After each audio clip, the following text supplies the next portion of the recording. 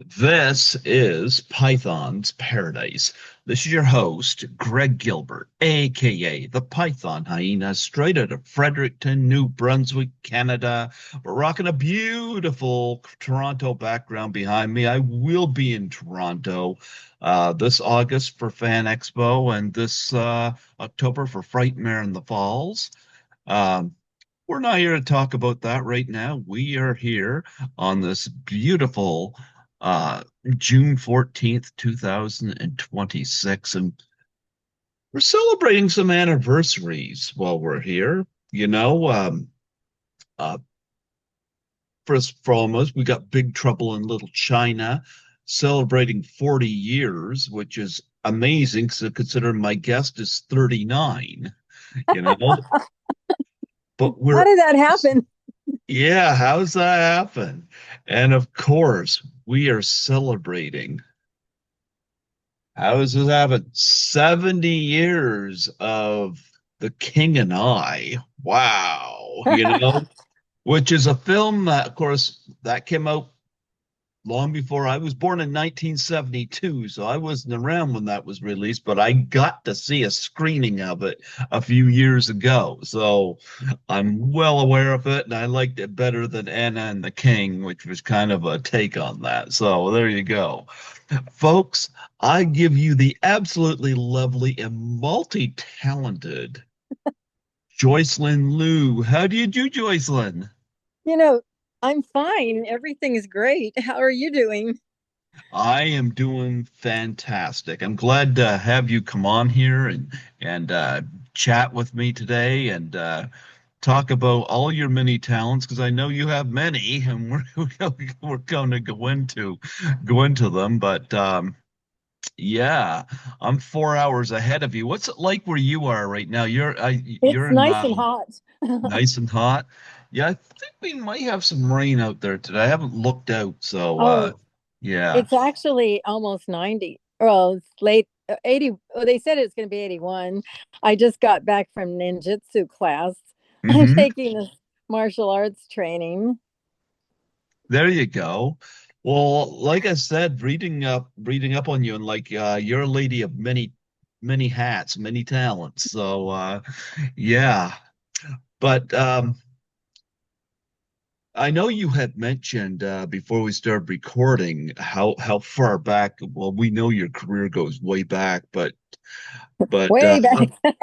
well, I wanted to get into your background. What led you to get into the entertainment business at such a young age? My parents worked for William Holden before I was born, and Hmm. they were kind of knowledgeable about that. And then my mother, I guess she really wanted to be an actress, but in those days there was not that much work for Asians. Hmm.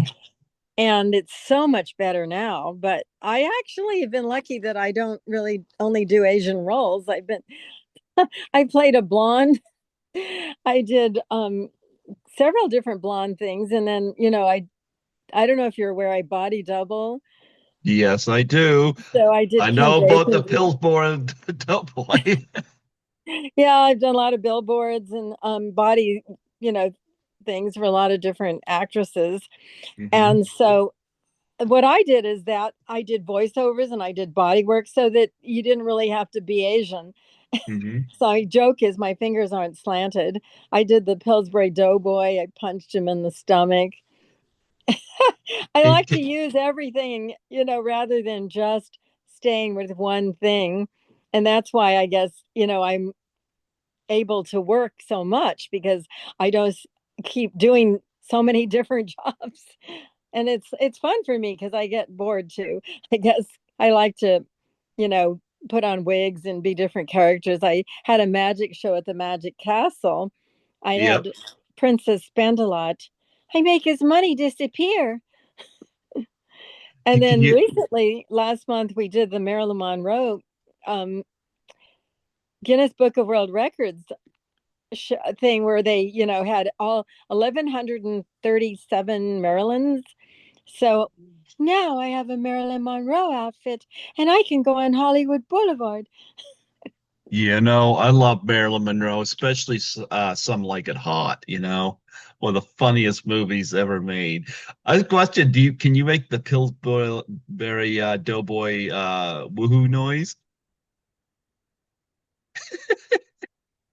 But it Can't was make really a guy. I didn't do the voice. I did the Yeah, finger. but I know, but you must have wanted to try it a few times. I never thought of it actually. You're But poking it. Woohoo! but I have a very, very deep voice and a very, very hot voice. I used to do the trailers like Robert Redford directs an adult fairy tale, The Milagro Beanfield Wars. So I do cartoon shows. I just worked with Willie Ito. He's a original Disney animator. Started doing Lady and the Tramp. And remember when they sucked the spaghetti and kiss? Yeah. So I met him at Dragon Fest, but I knew him a long time ago, but we reunited and he's got an animated film called Hello Maggie, and it's about a magpie. And she goes, "I'll, I'll." So I did the magpie. I did a little girl named Kamiko who's only 9 years old and she's his friend. And I did the mother was like, "Get that magpie out of here."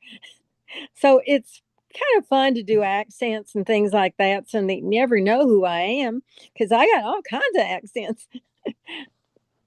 But I learned the English accent, when I was little. I worked with Deborah Carr because she's got an English accent. So sometimes I went to an audition once and I talked this way the whole time. I didn't know that, I didn't want to change it so that they wouldn't realize that wasn't really my voice. I always just kept English accent all the time when I was talking to them. It was kind of fun.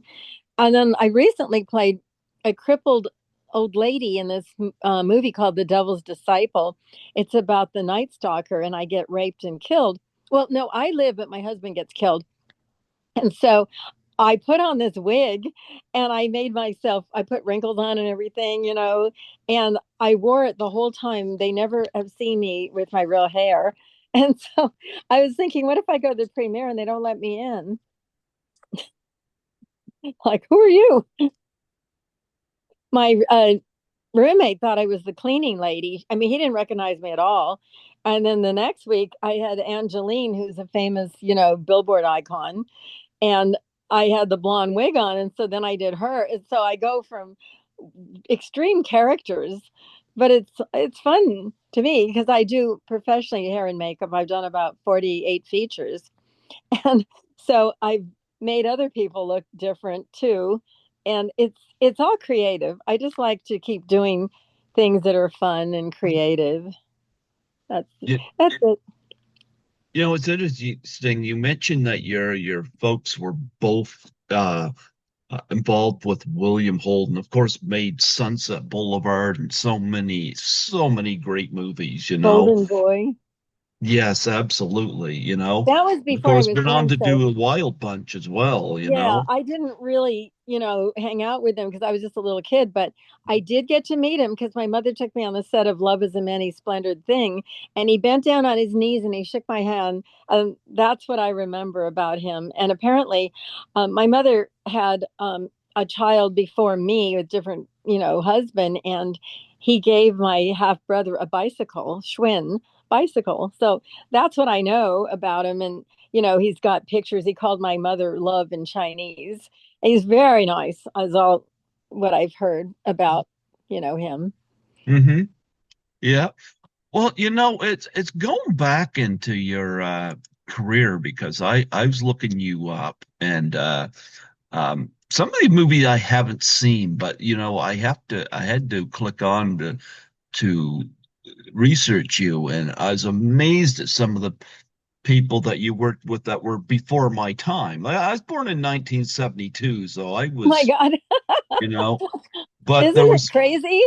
yeah, but you worked with two legendary actors that were before my time. One, of course, was Clark Gable.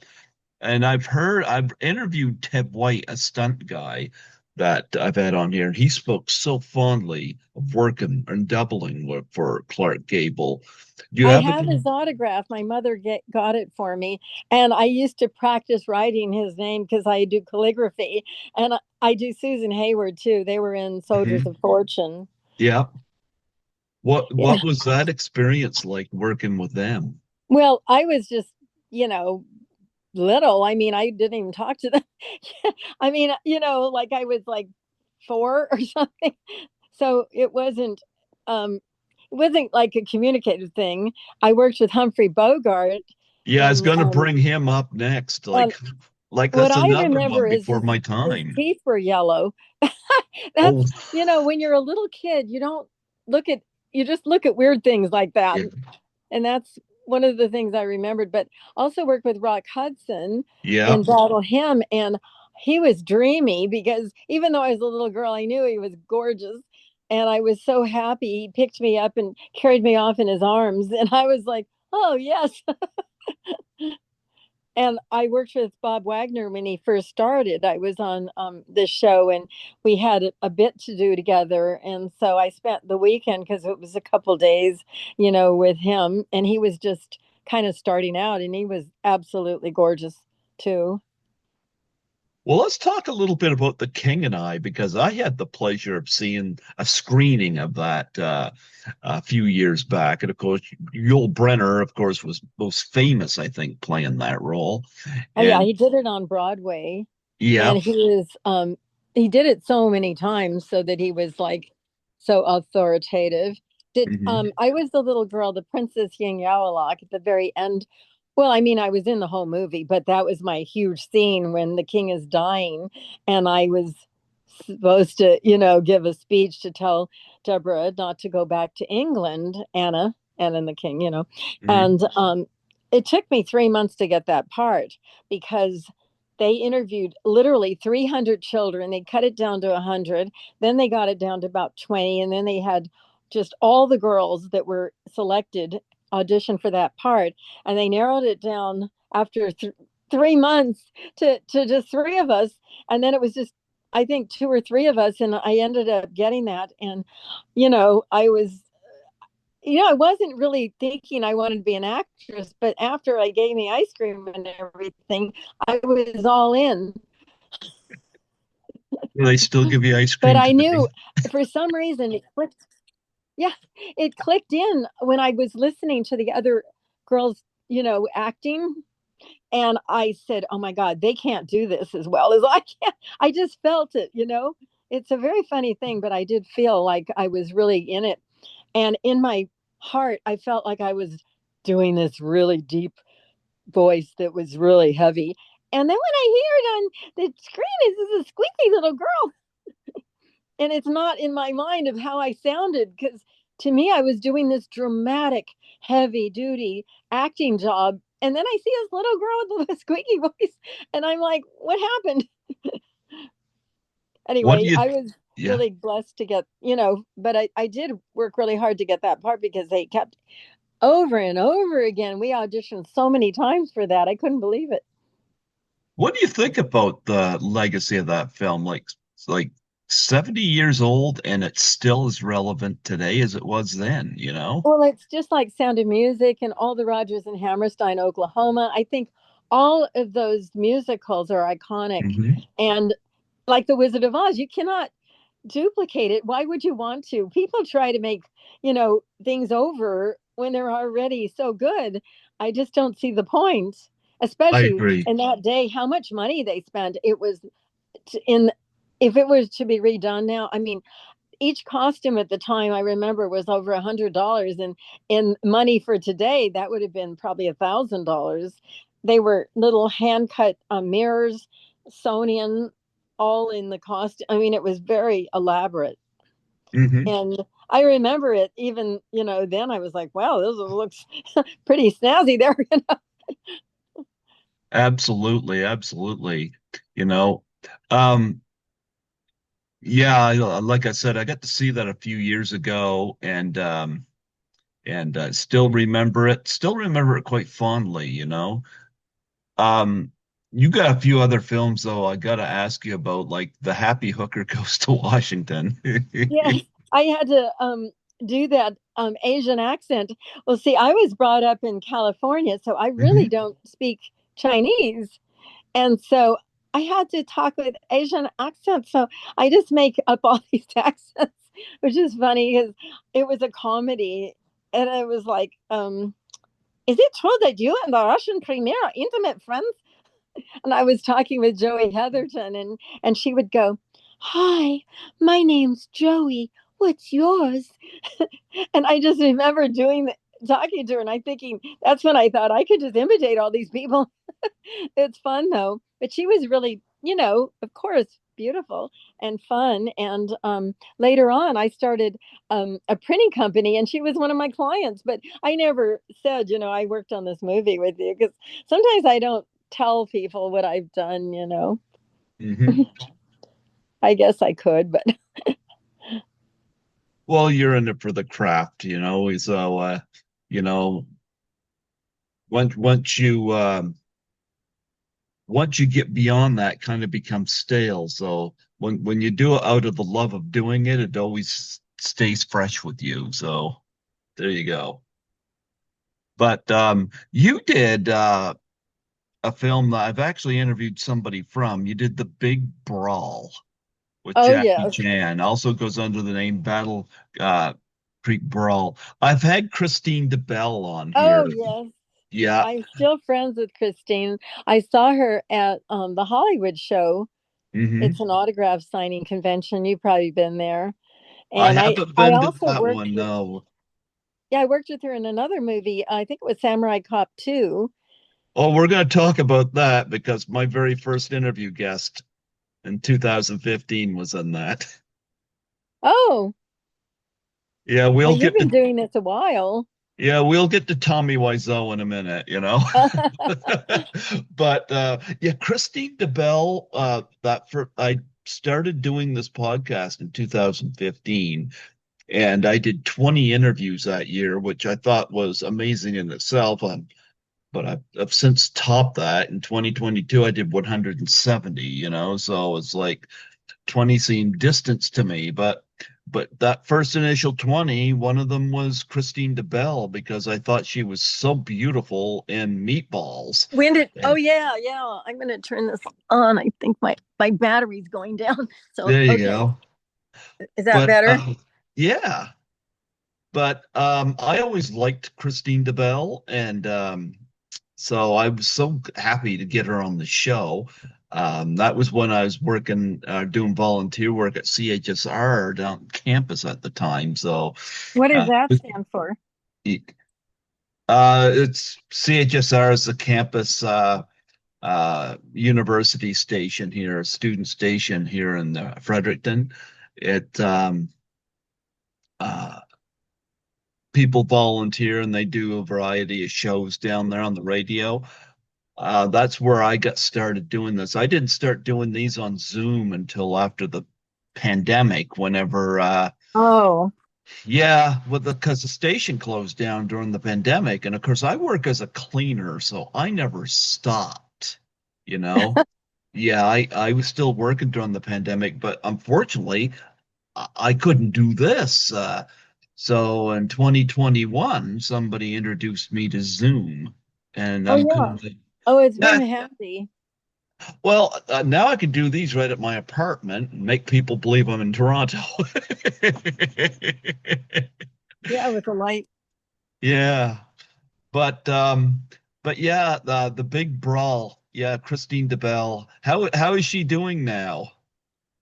She moved out of the state, so um, she's not accessible as much, but I do see her every once in a while, reunions and things like that. Hmm. Oh, I didn't You know she know, moved. yeah, she's not in California anymore, so it's harder to, hang out. Okay, I know that. But anyway, the big brawl, you get to work with Jackie Chan. Yes, I played, a hooker. It was a Jackie Chan's a sketch. funny guy. Well, when it was his first movie coming from Hong Kong or China, and he didn't really speak English that well. So what he would say to me in the morning was, "Hi, honey," and he couldn't really talk much. But I did see him at the American Film Market once, in Santa Monica, Hmm. and yeah, he gets around here and there, but he doesn't. He was living, I thought, on the Westwood area at one time, but I think he moved, so I'm not sure where he is now. But he's still hanging in there. He's amazing because I think he's using his physicality, in a different way. I mean, he's the first comedic martial artist. Except I did work with Johnny Yoon, but he wasn't really a martial artist. That was more a joke. I Well, wrote the screenplay for They oh, there Still you Call go. Me Bruce. Well, one of the things I liked about Jackie Chan is that his movies, being martial art movie, they were never about violence. It was always Yes. about comedy and stunts. And he did some amazing stunts, you know? And he And did he them had, himself. yeah, and he had such a likable personality and his sense of humor. And because I've seen action films where you see a lot of carnage, you know. But with Hmm. Jackie Chan, when you mention the name Jackie Chan, it's like you get a little smile on your face because you're not really thinking about any violence in this film. You're Right. thinking It's all about, good yeah. natured humor. And I always liked him for that. Yeah, I love comedy myself. Mhm. Oh, yeah. Yeah. But we also got another big reunion for this year. 40 years, Big Trouble in Little China. Now, it was just announced that Kurt Russell is going to be doing his first convention, Oh, Fan Expo in Chicago.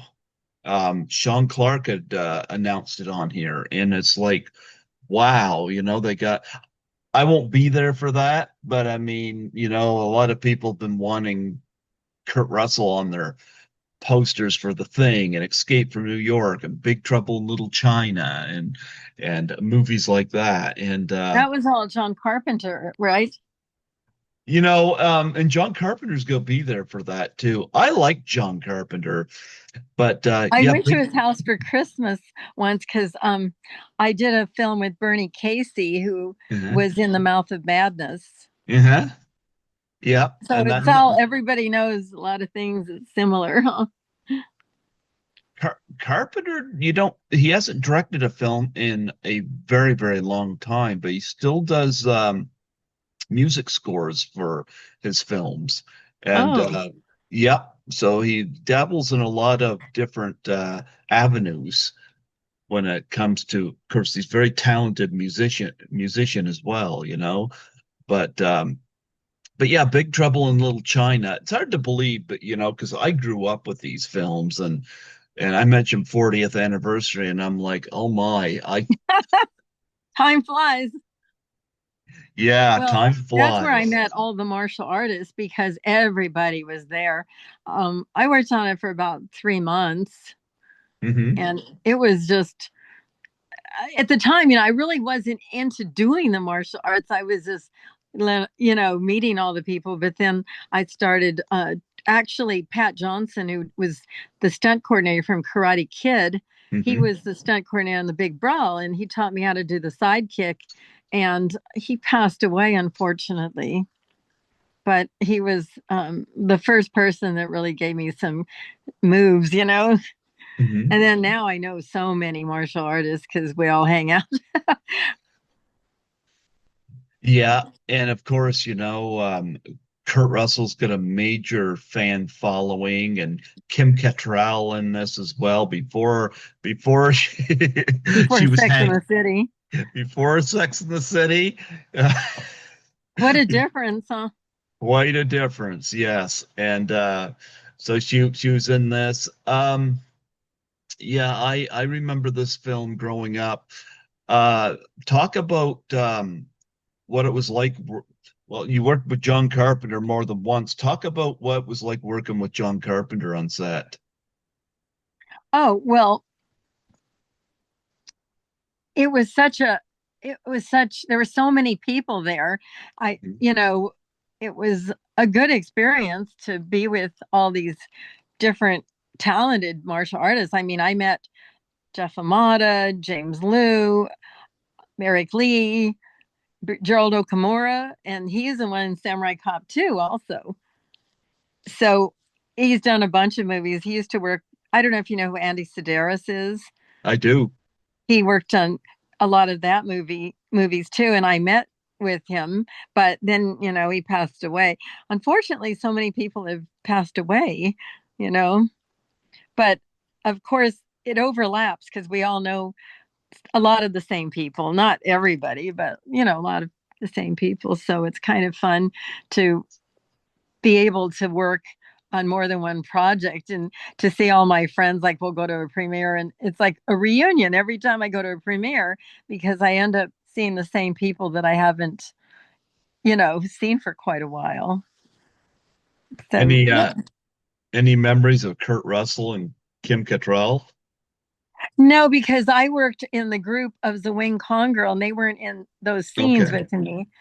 But Okay. I've saw him. I mean, I saw them. I didn't really. Who knew what that was going to? When you're just starting to do martial arts things, you're thinking more of the fighting things. I had the red turban, and I wasn't really thinking of talking to other people, and because we were not in the same scenes, and I don't like to, disturb people. And you also were in Taipan that year as well. Yes, that was shot actually in Macau. Hmm. And now Jackie has a casino in Macau. I went back there and visited it, and he's got a floor of like money. I mean, like, I don't remember if it was gold coins or something, but I just remember it was like glass and you could see money that you could walk on.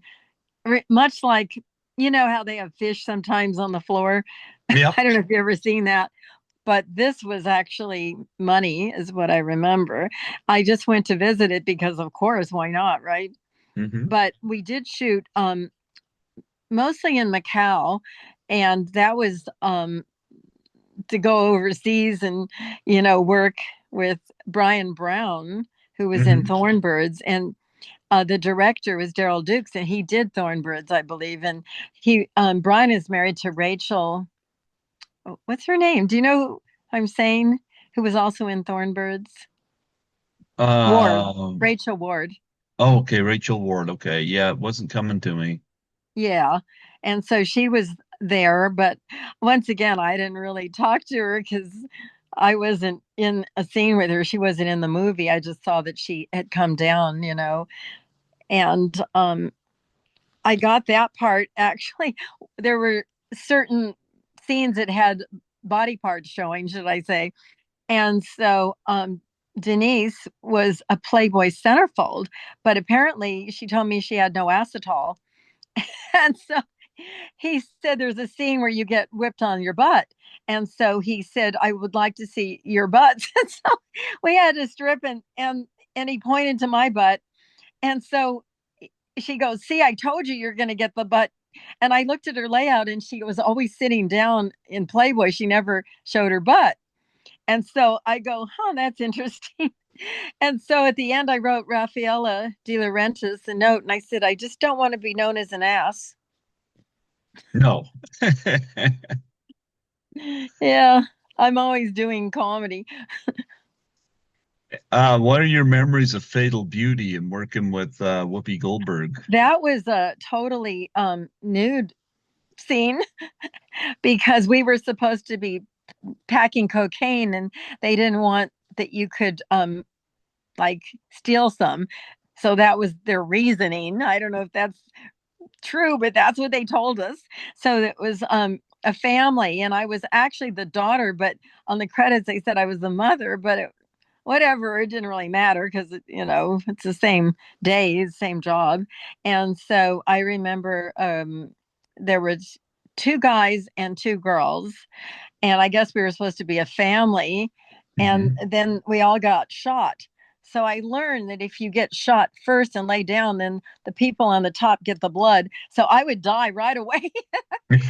I'd be at the bottom of the stack. And it took 3 days to shoot that scene. And um, yeah, and I remember this lady put makeup on me and she said, it makes you feel like you're wearing something. And I said, oh, okay. Hmm. I don't know how valid that was, but I thought that was a good way, for you to feel like you're not nude. But it was freezing in the, but it was interesting, definitely. It really paid a lot too, so that was good. Were you ever nervous about doing a nude scene? Um, yeah, I mean, I turned down stuff in the very beginning because I thought, oh, I can't do that. But then after a while, I thought, it's just as long as it's well done. Hmm. And then I thought, well, in a way, you're it's kind of a compliment that anybody wants to see that, right? Uh-huh. If you think of it that way, and because I used to always get cast as call girls, and I was a little bit like upset at first, and then they said, well, they don't hire an ugly girl to be a call girl, and I thought, well, maybe a hooker, but no. What happened was I was getting typecast, and I kept getting these parts, and I just played a madam in a movie called Death Bitch 2, and they cast me because they saw me at a premiere, and I said, well, what's the part? And then when she said it was a madam, I said, oh, that's like falling off a log.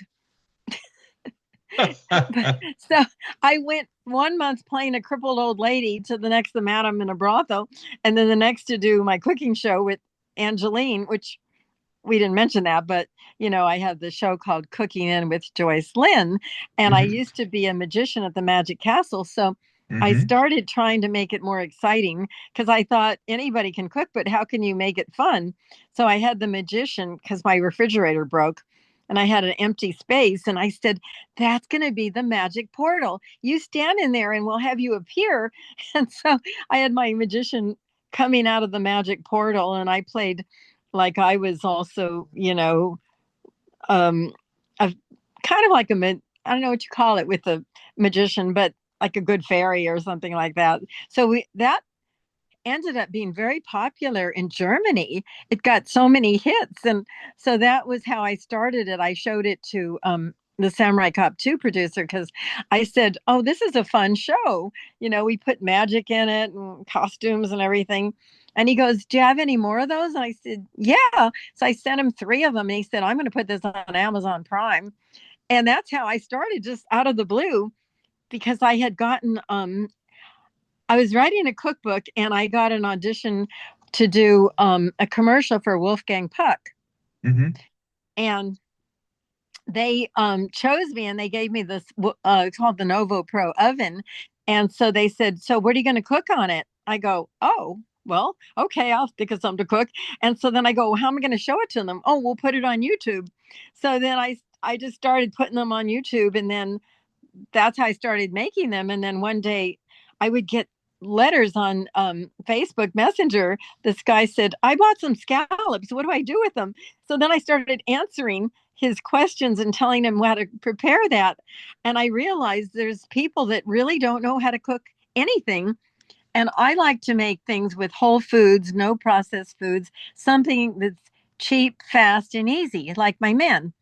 And so what I did is now I'm teaching cooking to people privately because there's a need, which I didn't realize. So I started filming that. I haven't put any up yet because this is a new thing I just started doing last month. In fact, this afternoon I'm teaching a roast chicken. And it's amazing how I take for granted that people know how to cook. But this um, actress that actually was on my cooking show, Vita, she said, I waste so much money buying food that's frozen and doesn't taste that good, and I have to eat out and take out, and I don't know how to do anything. And I said, really? And I said, yeah. And she asked if I could teach her, what would I charge her. So then that's how it started. And then I have another guy that heard I was doing that, and he goes, "Oh, I need to know how to do that." And I said, "Well, my idea is you buy whatever you want to eat, and I'll cook it and show you, and I'll give you the food to take home. I'll make enough that you can have leftovers." And it's kind of, in a way, it pays for itself because they get to eat nutritious food, they get to learn how to do it, and it saves them money. And I got so many thank you letters, and you know, people learn a lot. And I know a lot because I was actually a home ec major originally because my dad Mhm. had a restaurant. So I grew up, I'm a foodaholic actually. It doesn't look it, I know people go, where does it go? I don't know. I have a really fast metabolism because I eat so much food, it scares people sometimes. My ex husband said my coffin would say Jaws 4. He literally came in the kitchen one day, said, "Are you shoveling groceries down your throat?"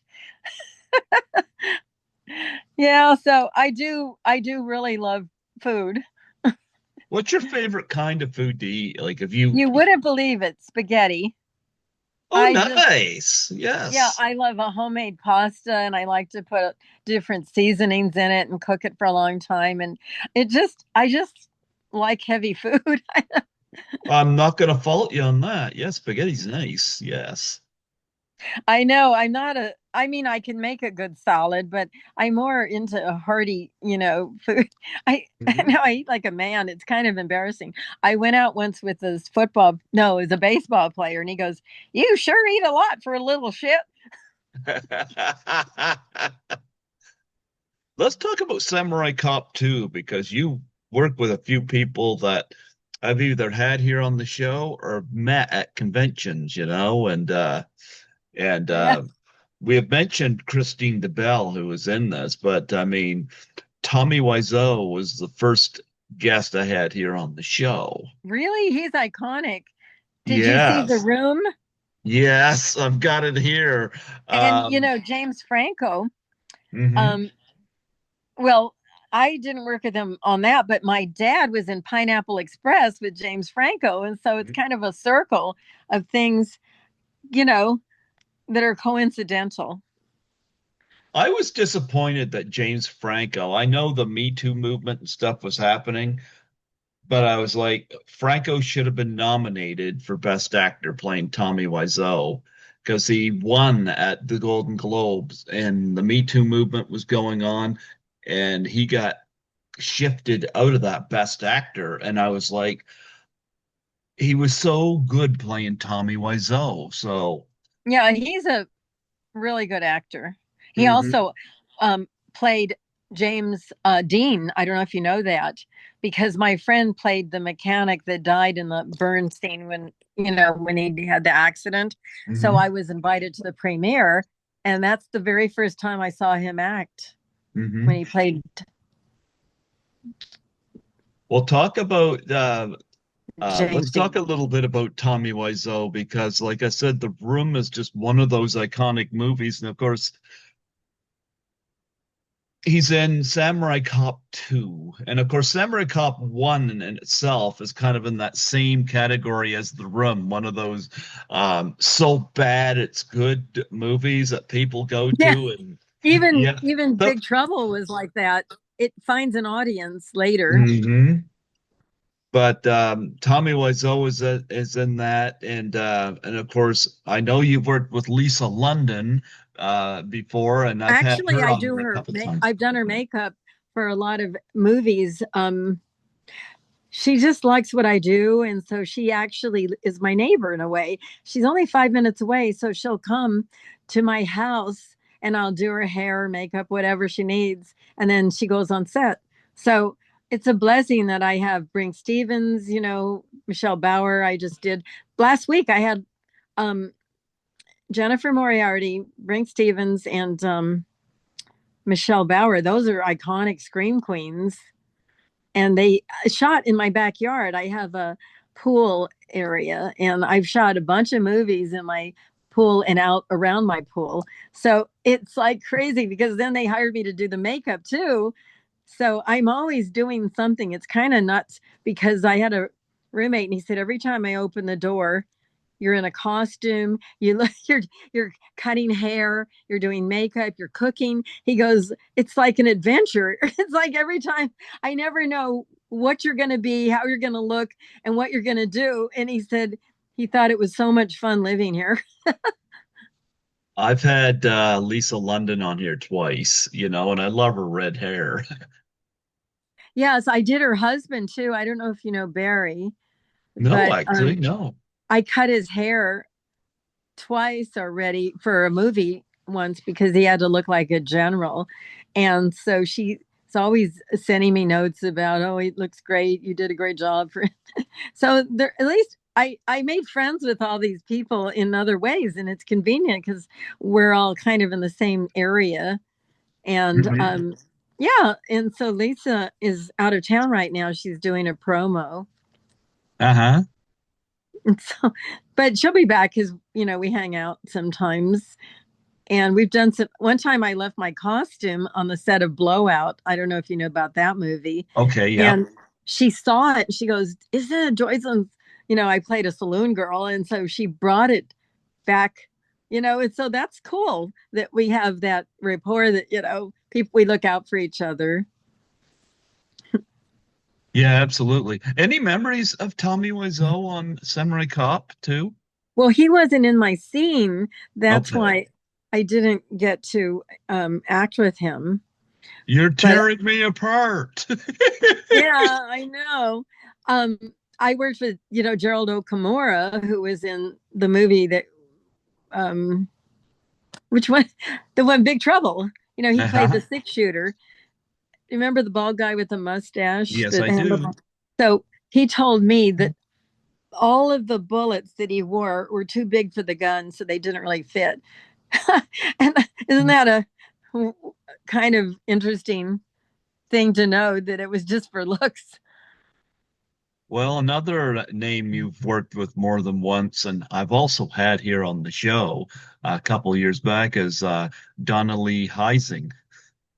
Oh yeah, I'm the one that kind of got her started a little bit in some of the stuff because um, she, I don't know, I've just known her for a long time, and we used to look alike. Did you know that? I didn't know you looked alike. Yeah, she's. Did you know she's Asian?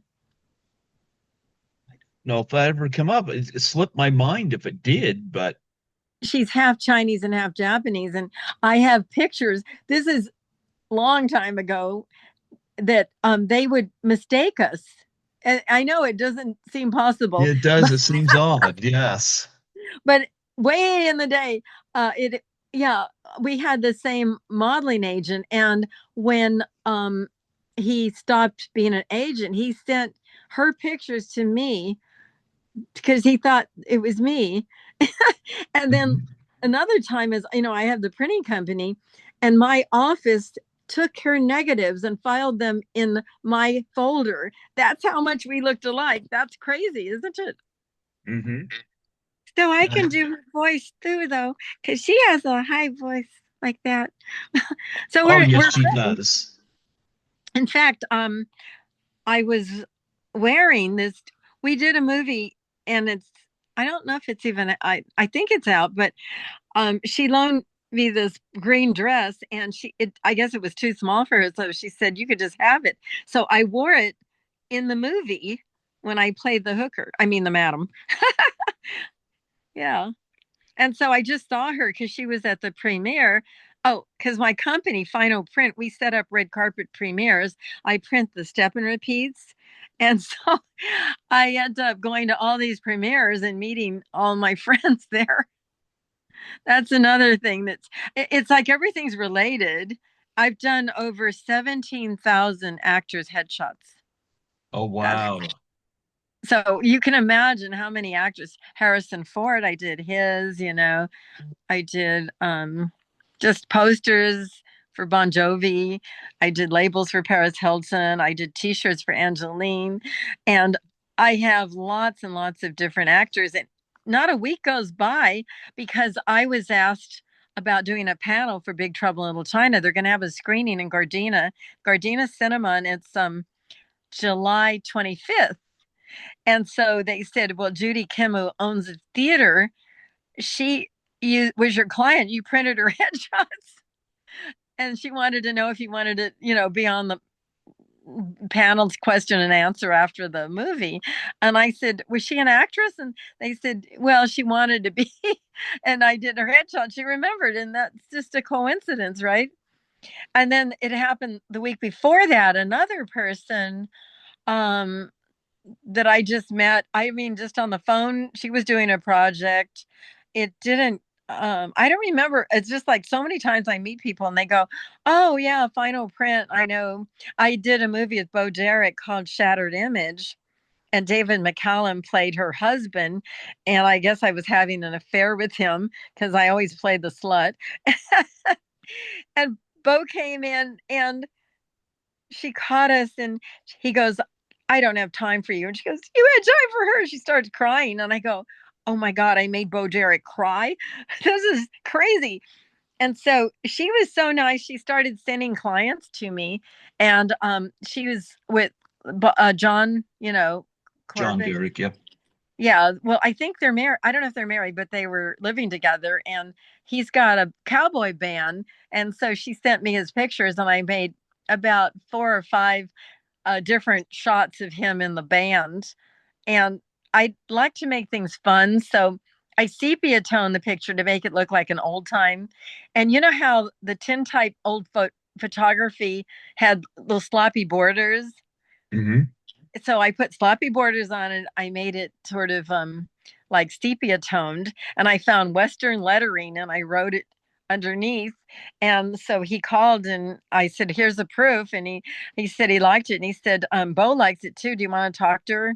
And I go, nah, I want to talk to Bo Derek. Of course I'll talk to her. So yeah, that was the last time I talked to her. She lives in San Ynez. Hmm. But you probably Yeah, know that. yeah. I haven't had this person on the show, but I definitely am familiar with her as Lorraine Landon. Oh yes, Lorene and I go way back too. Do you know why? Why's that? Because we dated the same person. And she's so nice. I mean, not at the same, well, not, well, maybe at the same time, but not, anyway, he passed away. It was Marlon Brando's son. Okay. So that was a whole thing. But Lorene, I've seen her so many times. She's so nice. She's so sweet. So I definitely was surprised at how nice she was, because you never meet people in person until you talk to them, and everybody could be different, but she's always been the sweetest person ever. And Another so person, nice. yeah. I was going to say another person that's in Samurai Cop 2 is somebody I'm working on getting here on the show because she said yes. But getting her focused or attention is hit or miss. But I met this person twice, and she made a big impression on me. Is Bai Ling. She's going to be in my next movie. Oh, but I'm going to tell you my story about her. I joined Lisa Langlois, a Canadian actress, at Chiller in New Jersey. It was the first time I'd ever been at a convention in the States, my only time in the States. So I went to Chiller, and I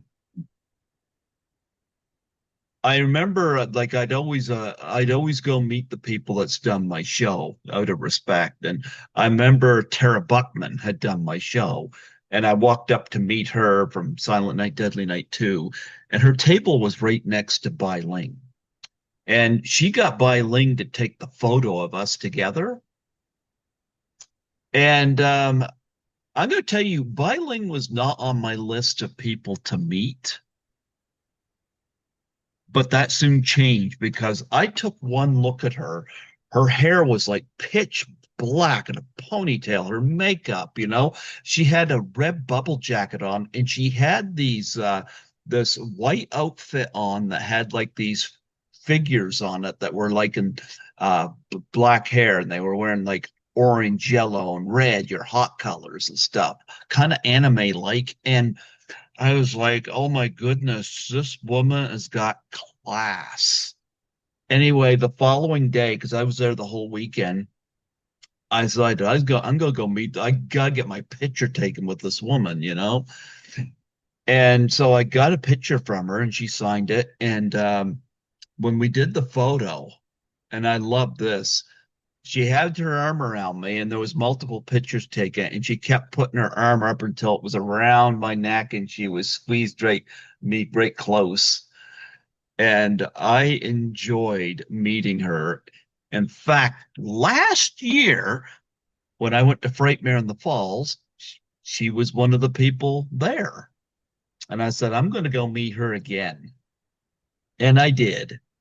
But I got a little more out of her because she was also at the after party and she was dancing at the after party.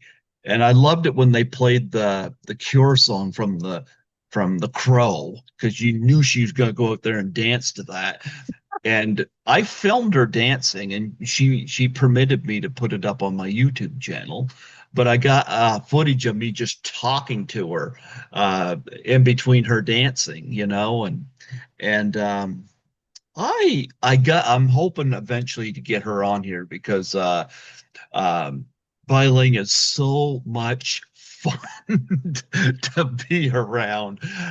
Talk We did a about panel together in Fayetteville, North Carolina, yeah. and we had a table side by side. And Mhm. then it turns out she found out about this movie that we're doing called Hollywood Vampire Ninjas, and she wants to play. And I'm like 900 years old, so I think she's going to be 700 years old or something. She's going to be my daughter in it, and it's a kind of a action adventure kind of vampire. So it should be fun. Yeah, I enjoyed meeting her. She gave me her contact info to come on the show, and she's agreed to it. It's just, you know, reaching out and then responding. Yeah, But she's out of town right now because we talked to her last week, but she's coming back, of course. like I know she's juggling like yourself a lot of projects, you know. But man, I like her. I'll probably meet her at any convention she does that I happen to be at. So yeah. You've done a lot of television, but you were also part of my favorite TV show growing up, and that Which was one? Married with Children. Talk about that. Oh, I did three of those. Yeah. Well, ironically, Candy Clark was my neighbor. Candy Clark, American. American Graffiti. Ah, And she was nominated for Academy Award. Remember, she played the blonde. Well, she yep. is a blonde, and she introduced me to Ed O'Neill because she worked on Popeye Doyle with him, and he was just getting that series, and I ended up printing because I just started my printing company, and I printed Candy's pictures, and then she got me Harrison Ford because she said she had the same manager because they both were in American Graffiti, so it started like that, and I said, well, I'm doing headshots, but I probably won't be able to get it done for like 6 months because I just started my business and you have to have so many copies. And I didn't know when I could get that many actors on a sheet, right? But then it turned out I was doing it every day. I got so busy, it was crazy. I had like 5 different locations. I was just, but now they don't use headshots because of the internet. So I switched to doing premieres. But at the time I was doing so many headshots, it was crazy. And I did a lot of the people with Married with Children. I did David Faustino. I did Christina Applegate, and I just didn't do Katie Seagal for some reason, but I know everybody else. And so I went shopping with Ed O'Neill's wife too.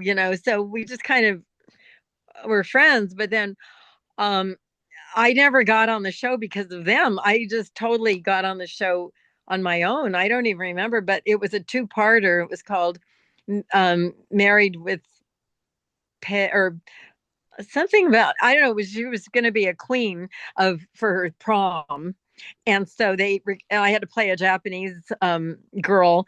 I liked they're going well. I've got more votes than anybody or something like that. And Peg goes, that's why I recruited the Japanese sisters, whatever our name was. And she snaps her fingers and we all come out, with the Japanese kimonos on and we all voted for her. But it was a two-parter and they had Timothy B. Schmidt from the Eagles, remember? And he Okay, was yeah. singing I Can't Tell You Why. So that was because I'm still getting residuals. I noticed because it's a two-parter. Then I did another one, and I just don't even remember what that series was. But I remember, that I have. I know what it was. I played a stripper. Now I remember, and it was called Feathers. And Amanda Bierce, you know, she's the one that cast me because she was directing it, and I had Oh, I forgot to tell you when Big Trouble in Little China came out, James Hong said Mhm. they want to know if you could do a fan dance. So I'm thinking a traditional little Chinese fan dance. So then he goes, "No, I mean like Sally Rand. Do you know who that is? The Right Stuff. It's the feather fan." Okay. And Okay. I'm driving in my car and I go, I might have known. I might have known. Every time I do something, it has to be sex stuff. It can't just be a nice Chinese dance. It has to be, no, you have to be a stripper.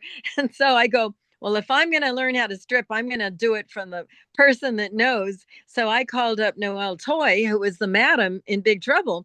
She was the first Chinese burlesque dancer at the World Fair Hmm. and happened to be my neighbor. So I said, Noelle, I need to know how to do this dance. And so she came over, she gave me her music. It was called um the first kiss or something like that, or I don't know, some kiss. I have it somewhere. And she showed me her fan. And she said, I use a surprise pink light. And so she was showing me how to dance with the fan and everything. And then I realized she wasn't actually a dancer. She was a model that could move. But see, I studied dancing since I was 4. So I go, oh, I got this. I could do this. And so that's how I learned how to so that's when I went into doing burlesque. And so I ended up going to Scotland doing the Edinburgh Fringe Festival and became a burlesque dancer. another adventure because that's what I do. I keep going from one thing to another, and every time, I ended up belly dancing too because my girlfriend had to leave town to go to Hawaii, and she gave me her costume, but her hips were like 2 inches bigger than mine, and she didn't explain to me that when I she told me to roll up a scarf to make my hips bigger, but she didn't tell me to pin it. So it started slipping down the middle of my show. So I had to hold it with one hand and dance. But I still made money. I made a lot of money belly dancing. And then Johnny Whitaker hired me. Oh, his sister hired me to belly dance for his bachelor party. So we had a reunion of Golden Age of Hollywood that Mimi Gibson put together. She was in 101 Dalmatians, and I met all these old child stars, and we had a great time, like a reunion. Paul Peterson, Patrick Wayne, um, the guy from Annette. What's the name of that? Oh, the Musketeers. Cubby O'Brien. Well, Hmm. my didn't watch the Musketeers, and he kept calling him Chubby. I said, no, it's Cubby. Anyway, so yeah, that was in March, of the end of March of this year. So every week it's another adventure of all these crazy things I keep getting into. But it's all fun. You mentioned Christina Applegate. I feel bad about her condition right now.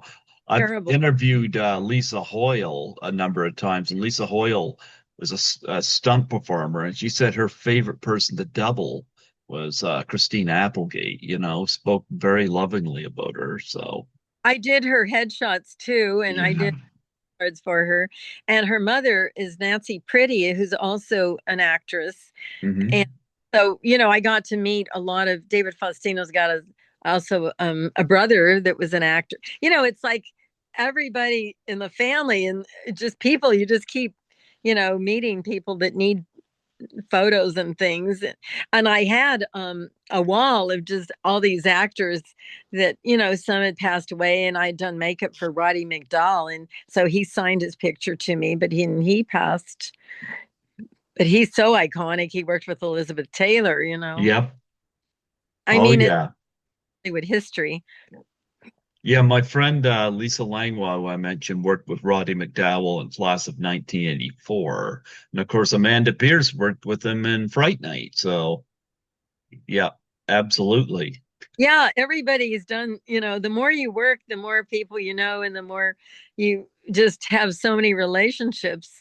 And it is fun though, because sometimes you'll be talking to someone and then you find out you know the same people, like you and I. Um, yeah. I was gonna ask because I got my TV sets up to watch my Blu-rays, so I don't really watch television. But I haven't really watched anything on television since like the 80s or 90s, you know. I just watch my Blu-rays. But here's the thing, I wanted to ask about some of your uh most iconic moments or most fun moments on television, like what were some of your most memorable jobs on TV?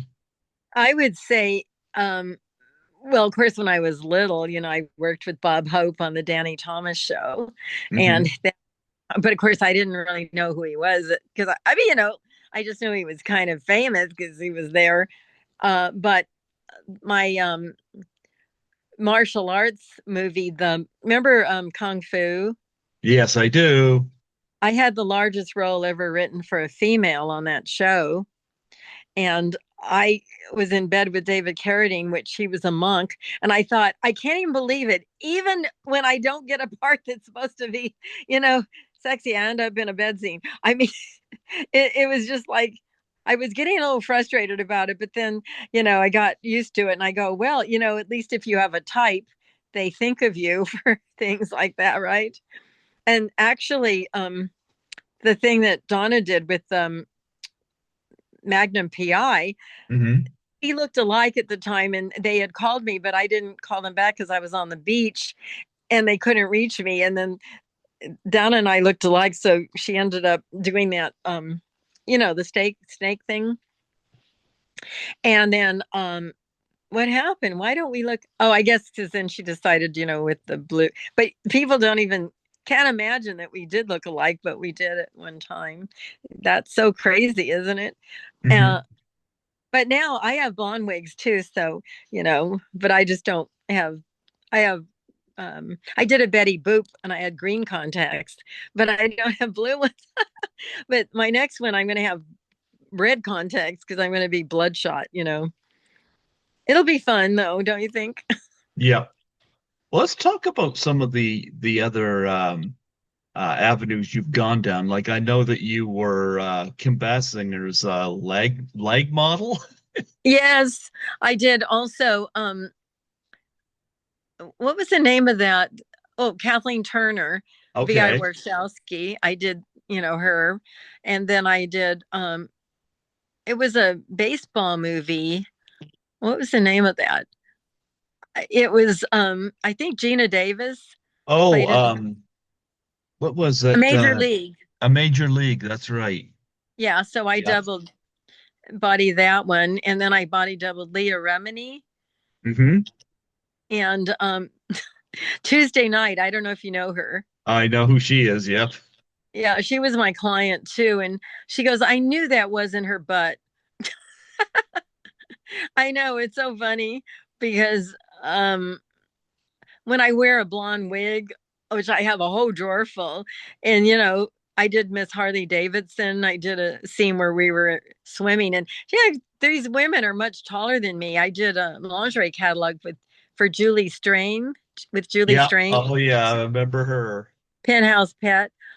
So two Penthouse Pets I've done stuff for, and I'm so shorter, but I'm proportioned. I have really long legs for some reason. So when I by myself, you don't realize because when I worked with Julie Strange, she's like 6 feet one and worth the climb, she said. So yeah, I mean, I modeled stuff on my own, so it didn't like I wasn't in the same shot so that it didn't matter that, I'm like a foot shorter than her, pretty much. And so I don't know, it's been kind of crazy that I've gotten to do practically anything you can imagine I've done because I just start, well, I happen to have like a hourglass figure. I'm very curvy, so that's why I can wear stuff. They said they didn't want little girls that look like boys with boobs Hmm. because some of the dresses were straight up and down and they wanted a hip, curve. Some of the dresses, they are so hard to get off, you cut them off. Oh, They're wow. like tubes that you put talcum powder in and you slither them on, and then you just wear them, and then they get stuck to you, and then they have to cut them off. Because Julie bought some of those dresses, Hmm. but she was married to Ninja Turtle guy, so that was expensive, I'm sure. Um, so let's see. Also, I did a lot of no nonsense pantyhose, M&Ms, International Diet Coke commercial. I did the James Bond girl, and they put me in a dress, and I'm holding the Coke and stuff. It's crazy because I've done so many different things. It's hard to even think about them all.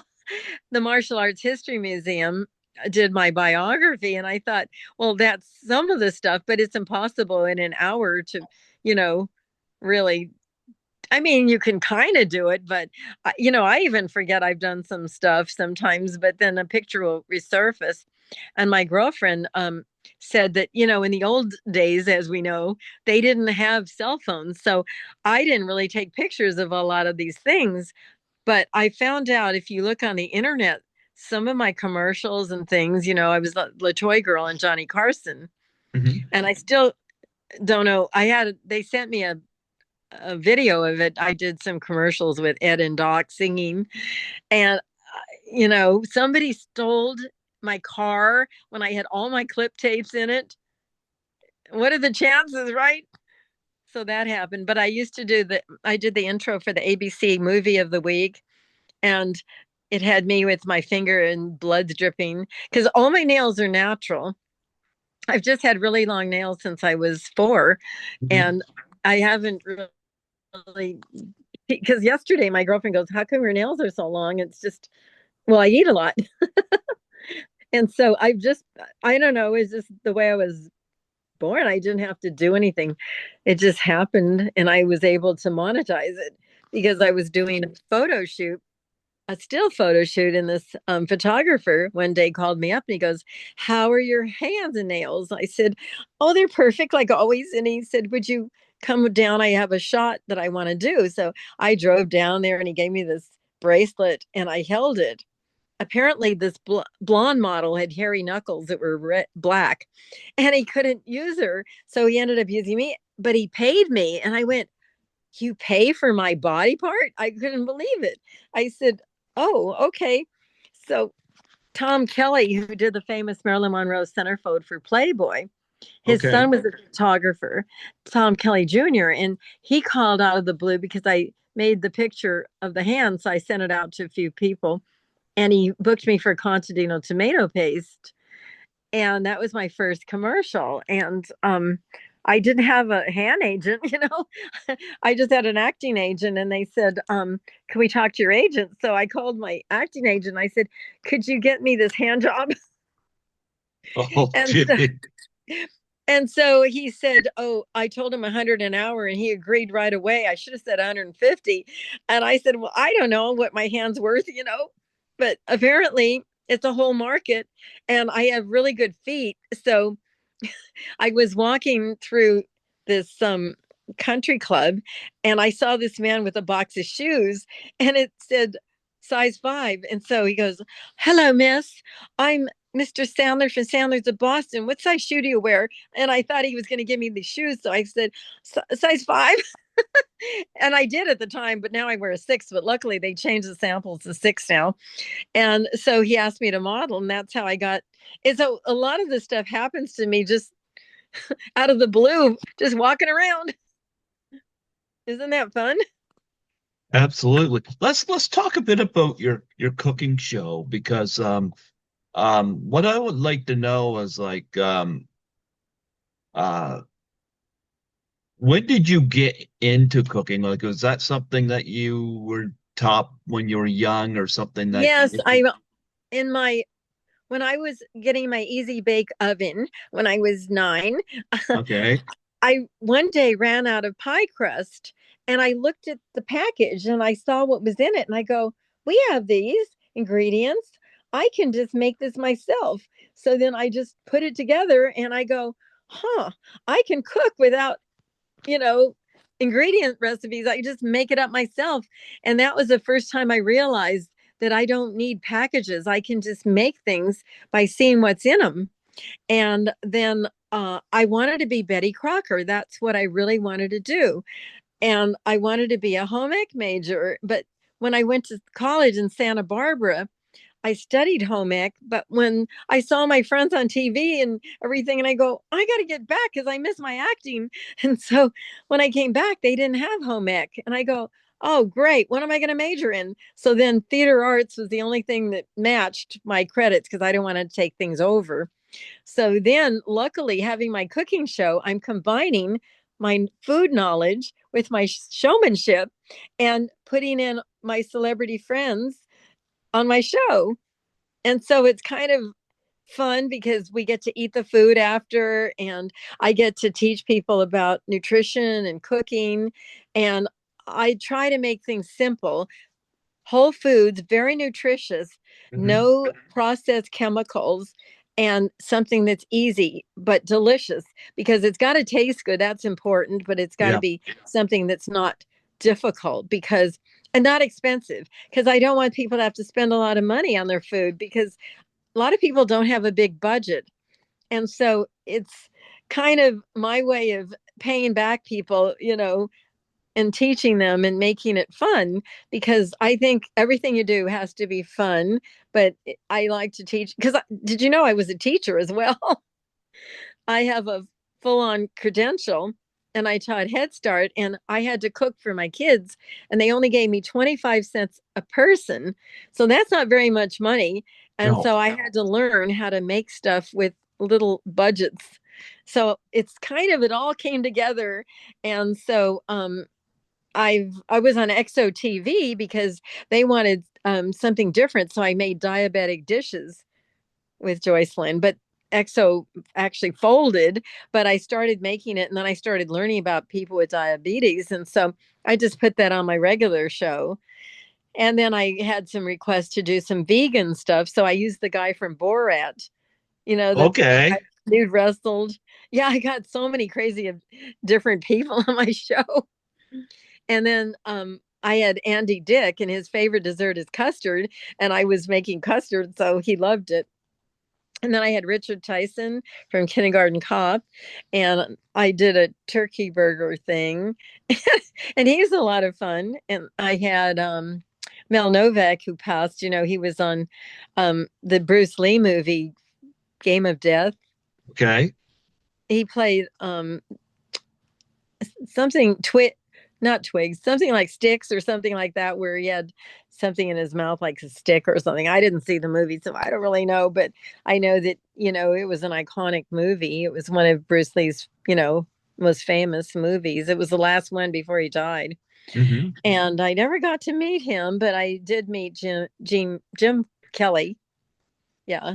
I met Jim Kelly and I worked out with a lot of the martial artists that were on Big Trouble because we just end up hanging out, and Merrick Lee is a dear friend of mine, of course, and we're going to a karate tournament in Vegas on June 28th. So I've been in the Martial Arts Hall of Fame several times, and it's just like there's so many cool people in different genres, that I ended up also printing stuff for them too, because they need to have fans too. Martial arts is a whole nother thing because they have a Dragon Fest every year. This is going to be August 1st, and they're going to have all the martial artists that they can bring in, and we sign autographs and meet, the different people. And it's a lot of fun. It's like a reunion. Absolutely. Absolutely. And of course, you mentioned also that you do magic. You were at the Magic Castle and Yes. now what got you into that? Well, because I have a printing company, one day William Perone, who is the Swami from Almani. He came in and his assistant at the time decided to do Italy, and he said, would you consider doing um, magic with me? And I thought, I've already done magic with Roland. I did magic with Piet Paolo, but he didn't know that. And he said, when I asked you that, you said, would it be fun? And he said, you didn't say, how much am I making? You just said, would it be fun? And he said, I like that. So then he started teaching me how to do other things. And so since he's passed, his agent's been booking me by myself, and I've been doing sort of astrology, palm reading, tarot cards, individual entertaining kind of things like that. And it's just kind of cool, because he did teach me how to do that, and I just carried it on. But I do have a lot of his effects, and I've got a lot of his costumes, but I would have to find another partner to do, that, because we already had a really good rapport. We never argued, and he was always upbeat, and it was a fun thing because we would travel and we did a lot of children's shows in the parlor of prestidigitation. And so that was fun. And we were going to try to do cruise ships, but then he passed away, so that's a bummer, because I think that would have been fun. It's just really great to be able to entertain people. It's like getting paid to party. And of course, you do. You mentioned dance and makeup on movies. Talk about doing that. I hear your Canadian accent, a boot. Everybody brings that up, but I'm the only one that don't. Yeah. Well, I just actually I was doing this modeling job, and this photographer said, it's your lips blowing bubbles, because I model my teeth and my lips. I mean, I've sold everything bit by bit. And Mhm. so he said I should hire a makeup artist. So I ended up calling this girl, and she said she would just put lipstick on me. Well, it was crooked. It was crooked. And I went like this, and it was like really crooked. And I was like, oh my goodness. So I didn't complain or anything, but she said, well, she was from Georgia, and she said, I wonder why your makeup kit's bigger than mine. And so I was kind of a smart ass, and I said, oh, because I'm a makeup artist too. I wasn't. I just said that. And she goes, well, wonder if I can call you sometime. And so I said, yeah, she said, well, if I get a part or something like that, I wonder if I could give you a call if I get another job. And I said, sure. So she calls me that night and has me go do Dennis Quaid. And I'm like, oh, brother. And so then she had me also do this photographer, and he ended up, I'm on the air. And so I ended up um, doing makeup for this photographer, and he literally said to me, you're actually better than the girl I was hiring. And I was like, oh, really? Because I only did it for fun. I didn't really do it for a job before, but I used to just do it for fun for my girlfriends and my mother. And so, and also because my mother doesn't know how to cook, and my mother doesn't know how to wear makeup. She used to give me blue eyebrow pencil on my eyes. So I'm the only girl, the Asian girl on the stage with blue eyes. Everybody else had black, but my mom didn't know what she was doing. So in a way, that's why I learned how to do it myself, because I can't trust anybody else to do stuff. They don't know what they're doing. So I said, well, I'm going to learn how to do it. So then I ended up getting all this work from my work. And then I don't know how I got into doing movies. I'm trying to think. I think it just was the natural, because then I started cutting hair for the producers. And then I worked with Howard Anderson. Do you know who that is?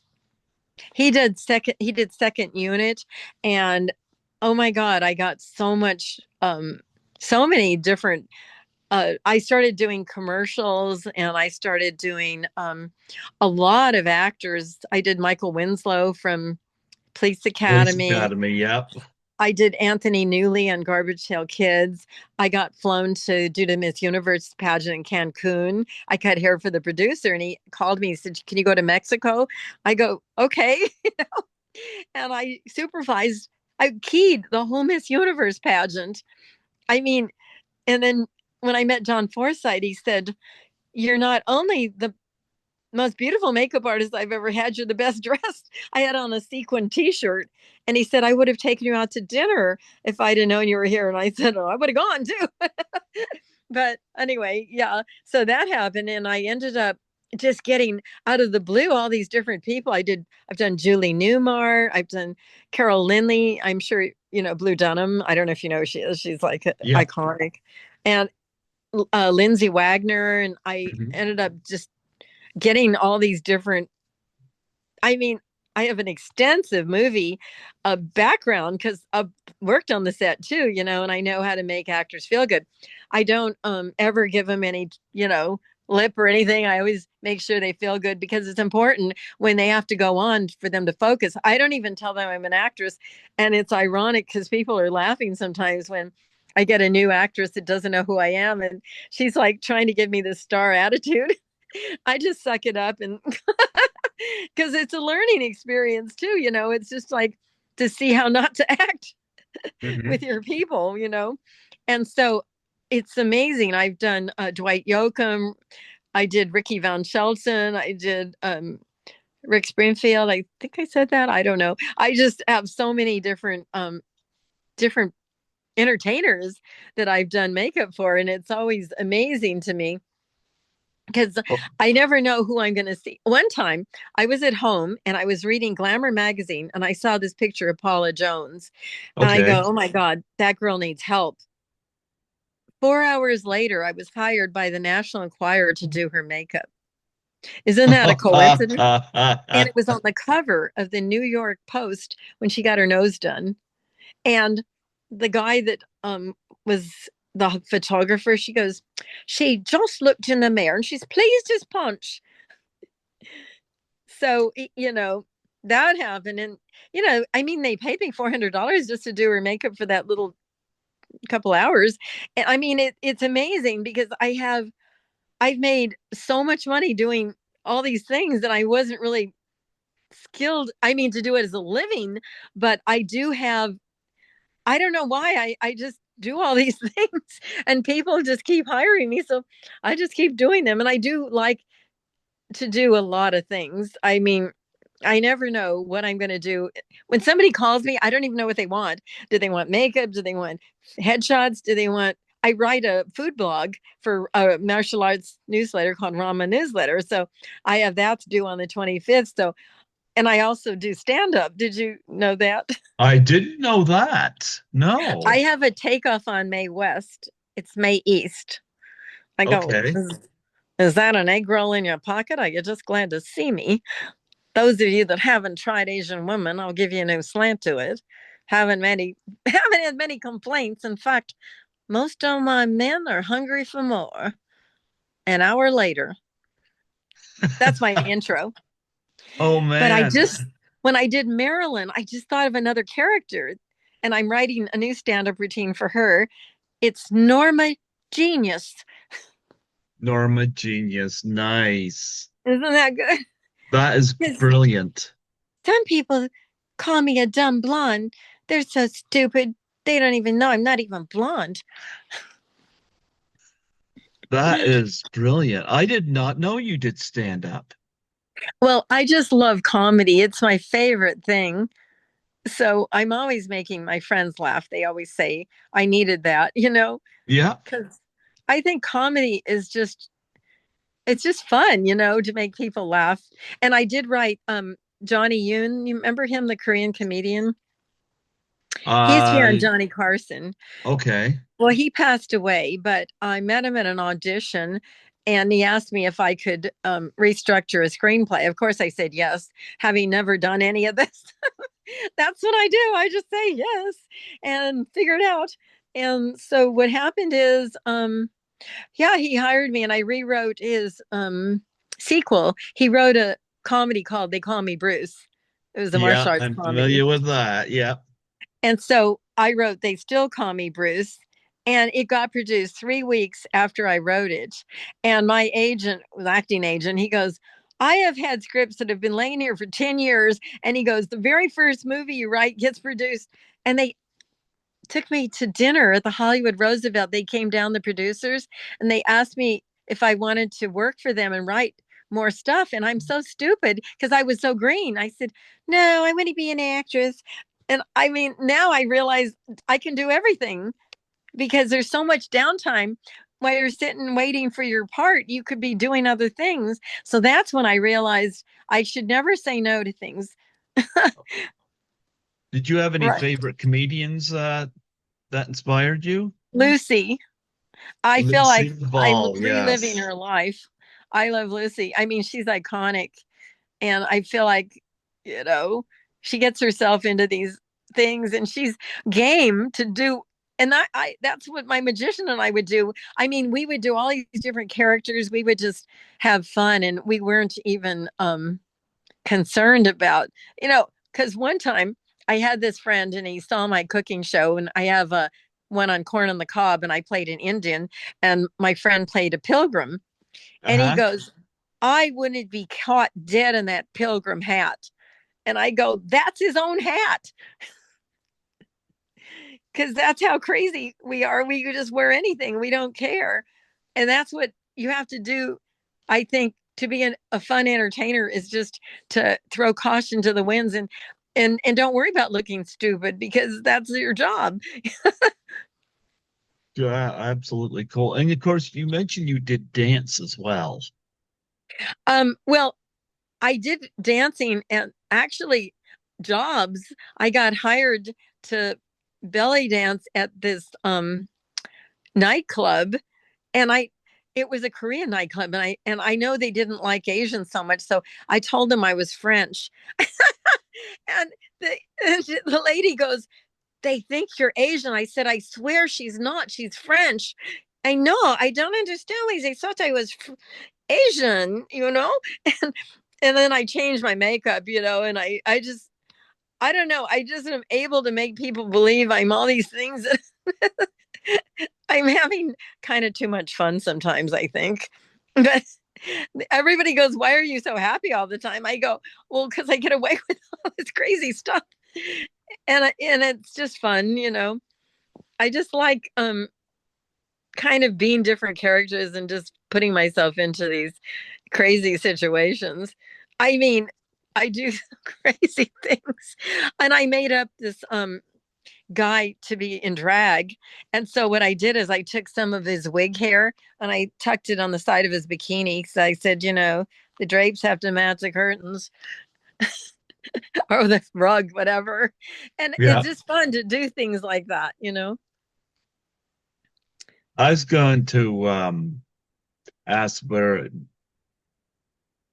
I don't know how often you did get to do the convention scene, but I want to know what's the most unique thing you've ever been asked to sign. Oh, their skin. Then they I check don't it. know how that can, I don't know how that's going to last, but, I've had people sign their chest, and I Mhm. just thought that was kind of interesting because I don't know if that's poison, writing on their chest, but that was one thing that I thought was strange. But I guess, I'll never wash my hair. No, You get to do many conventions? I don't do a ton, but I have done. Well, I am going to be in Dragon Fest on August 1st. Hmm. That's the next one I have coming up. And out of the blue is, sometimes I do have an agent, Renee what's her name? No, Renee. It's pros and cons, it's called. And it's about pros and conventions. And so she books me on some conventions. And then Hmm. some people just ask me if they know me. And this is great. I get to do makeup for the Wachowski brothers at Oh, Comic Con in San nice. Diego. I Yeah. did a Burly Man, and I did two Glamour Girls in the 1950s, and they put me up at the W Hotel. That was the first time I knew about a comic convention because that was several years ago. But how fun is that, right? And then I got to walk around and I bought a chainmail dress. I didn't realize, do you know how cold it is to wear a metal dress? Oh my God, I was freezing. I was like, this isn't very comfortable. You mentioned growing up that you like comedy. What were some of your favorite comedies growing up? Well, of course, I Love Lucy, and I used to Yeah. watch My Little Margie. Did you ever see Hmm. that? I And don't know that one, but I Love Lucy, yes. then that girl, because I Yeah. feel like I feel like I'm always getting into, some crazy situations, and then I just laugh my way out of it. But I mean, I've gotten myself into some sort of sticky situations because I'm so free willing, and I don't realize. Oh, you want me to give you a massage? Okay, that's not. I start doing karate chops. I mean, it's kind of funny looking back, but I've never gotten into really bad situations because I always do some crazy things to get out of them. Hmm.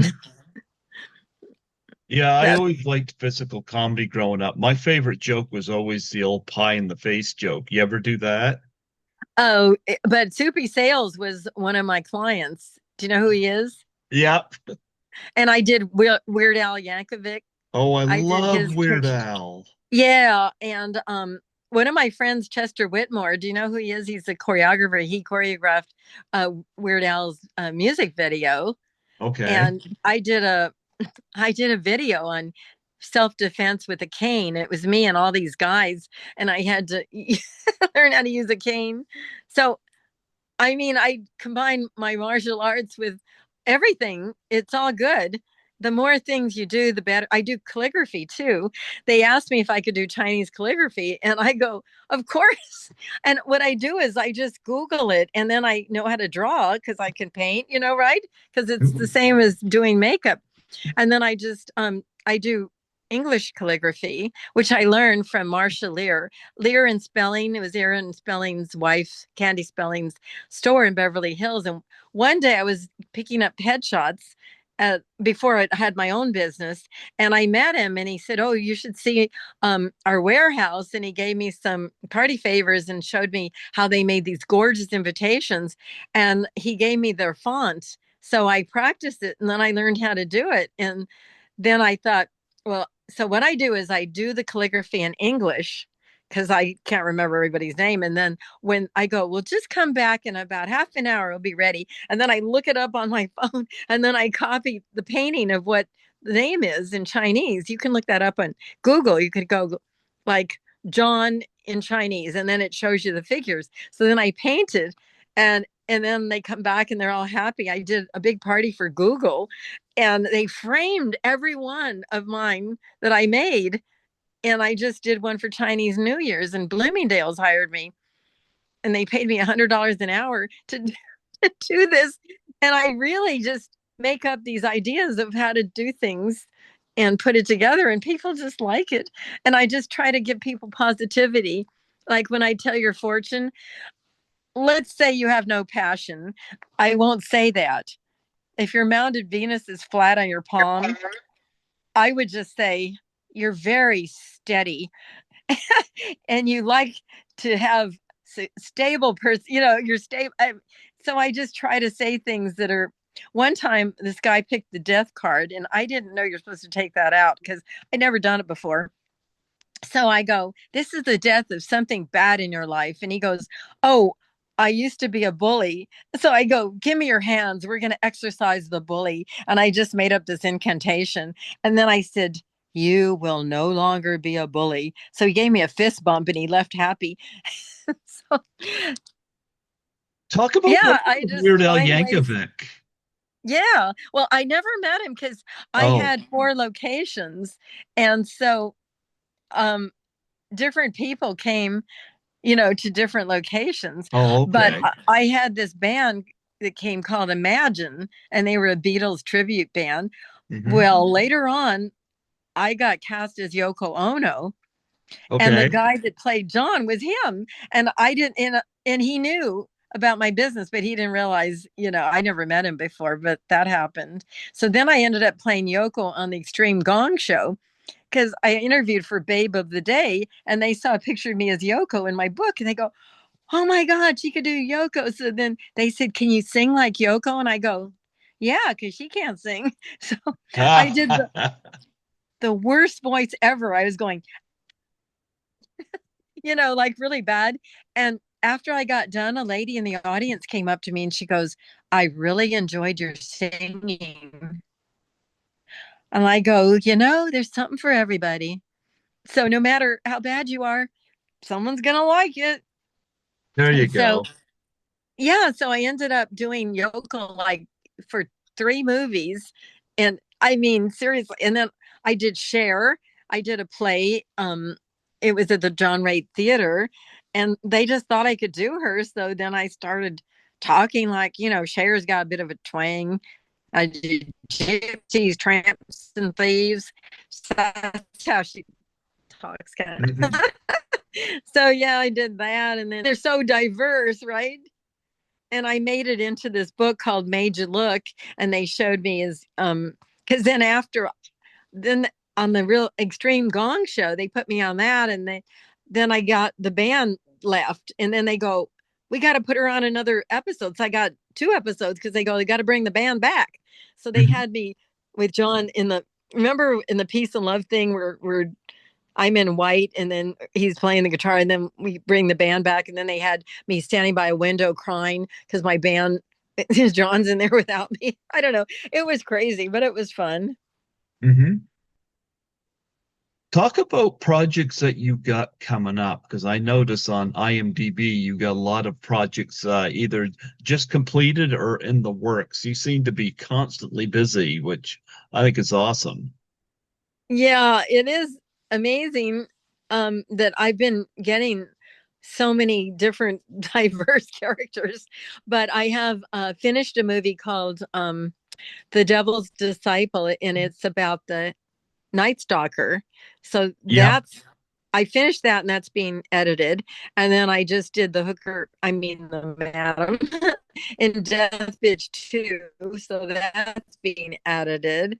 And then I have a movie called A Mother's Christmas, and it's going to be with Kathy Garver. And I've got the lead in that. And then I've got the night, what's it called? Oh, Hollywood Vampire Ninjas. And so that's the one Ling wants to be my daughter in. So we're going to do that. And it's that's why I'm taking ninjutsu too, because I like to also know what I'm doing. That always helps. I mean, even though I don't know per se what I'm doing, I always learn it, because I'm not going to go in like duh. So I just make sure I know what I'm doing before I do it. If I have to um, do a blood and guts, because I don't know why, but I was in Vietnam doing makeup and they needed a scar on a blood mark, and I did it, and I had to use whatever I had on location because we're in Vietnam. It's not like you can go to the store, and the cinematographer thought it was real, and he came up to me, goes, "Kudos on that cut." He thought it was real. So that's the best thing when you can fool people in the business. So one time I pretended I cut my hand and I showed my roommate. He goes, "You got to go to the hospital." I go, "No, it's fake blood."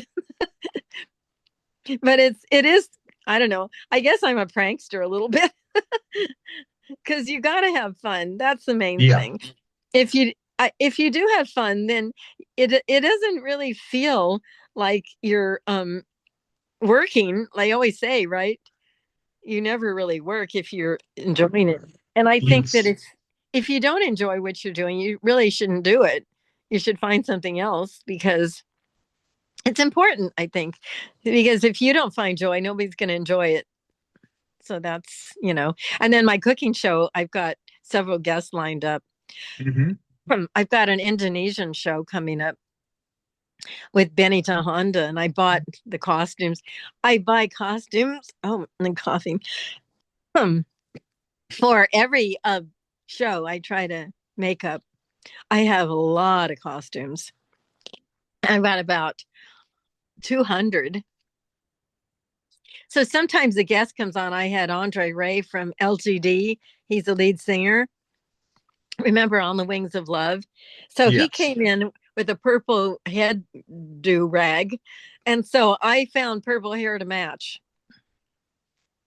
And so sometimes I don't know what I'm going to wear. And sometimes I do them over, like John Barrymore came on my show. His hair was atrocious. I go, let me give you a haircut, Richard Tyson. Let me do your makeup. Let me just, I just fix them up so that they look as good as they can. And sometimes I'll put a costume on them if I can put something together. So it's kind of every day is fun and dress up. I think that's Yeah, I have to awesome. come to California sometime. I've never been to California. The only time I've been in the States was for chiller. But where I work as a cleaner, I work overnights as a cleaner. So What kind of cleaning? just building cleaning and Oh, yeah, that's what I do for money. I do the podcast for fun, you know. I just yeah. really enjoy going back and talking to people. It's been in movies and stuff that I grew up with and making these connections. And so, but no, I work as a cleaner for money and I try to do a couple conventions a year if I can, you know, and yeah. But no, I've never been to California. Um, I've had an actress there who has invited me. Anytime that I come there, I have a place to stay, and I'm like, okay, that's awesome. But a lot of it is getting the time, you know. I'm on call a lot for cleaning, so Well, you must um, be good at it. I do a lot of stuff myself, cleaning wise, because literally, you know, one day I was cleaning up blood on the floor in my house. This guy, we had to go to the ambulance, and the next minute I'm in the red carpet in an evening gown, and they're like, "Oh, you must have such a glamorous life."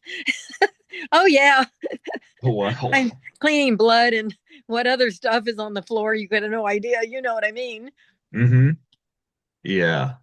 But no, I was wondering, do you got any charities that you're involved with that you'd like to plug on here? Relief Alliance is what I help every month or every few months. They come, sometimes they stay at my house, and it's a son, Jeremy and Aiden, and I, during the whole time then they're not there, I collect stuff for them, clothes and stuff, and we go down to the Union Rescue Mission, and they give out toothbrushes and toothpaste and sometimes canned goods, and I collect clothing, and we have times to go where we distribute it to people. So that's one of the things. It's more hands-on because I can cook. I used to cook at the Salvation Army kitchen, and we would make bags and feed. And I would also, they come in at 6 o'clock and they get meals, some of the people off the street, but then also my roommate Kim, who's my photographer, and she's my cooking show. He's got a van, so we'd make bags of food and we would pass them out to the homeless. But they moved a lot of the encampments, so it's changed a lot. But that's one time they burnt the soup. There's a huge vat of soup, and they were going to throw it out. I go, don't throw it out. Let me fix it. So what I did is I put in some fresh vegetables and tomatoes and things, and I made it like a Southwest chicken soup, and people were getting seconds. I mean, I used the burnt part of it to make it like a flavor, and it worked out. So Oh, I nice. hardly ever throw food away. I find a way to doctor it. Even if I go to a restaurant, I don't like their food, I'll take it home and fix it. That's what I do. Well, it's also instant problem solving, you know. So there you go, thinking right on the spot. Yes, and I hate to waste anything because there Nobody are doing. so many people that are in need. And so I try to repurpose things. I know it's sort of crazy because people go, "Why don't you just buy a new one?" And I go, "Well, because it's still, usable if you can refurbish figure it out like MacGyver. That's me. Yep. No, I agree. I hate throwing food out either, so but um but I I agree. used to go to Canada quite a lot, Victoria and Vancouver, and I'm a roommates from Edmonton now, and then I had my ex-husband was with the Canadian Consulate and also worked for Air Canada, and Okay. I met Leslie Nielsen. He's from Canada. I love Leslie Nielsen. He's so He funny. he was in back of me, and he was just always goofing off. And one day he goes, "So you don't want to play anymore?" Because he was just, bugging me the whole time on the. We were in the airlines, going somewhere, and he was like making faces and all kinds of stuff. But he's talented too. I see that's fun to be with people that are so creative like that. Yeah, oh yeah. And he got into comedy late in his career because Airplane was what did it for him for comedy, and he just Yeah. loved it so much he kept doing it. So Yeah. And he was quite a practical joker. I remember he had a whoopee cushion. yeah. Oh Why is yeah. it saying it says oh, Zoom meeting. Okay, I was seeing with that. Hmm. Yeah. Okay. Also, you want to plug your webpage on here because I have been on there. Oh yeah, it's my name, Hmm. joycelyn.com, but my name is spelled differently. It's Joycelyne. And somebody, I don't know if you know this, they took my cooking show title and just changed the spelling of Joycelyn to Jocelyn. And they even had cooking in, which is not just cooking with, it's cooking in with Joycelyn. And I haven't gone on their page, but it's been coming up when people are Googling me, they get that other person. So nothing I can do about it, but I guess flattery, right? They always say imitation is the sincerest form of flattery. So whatever, but that happened.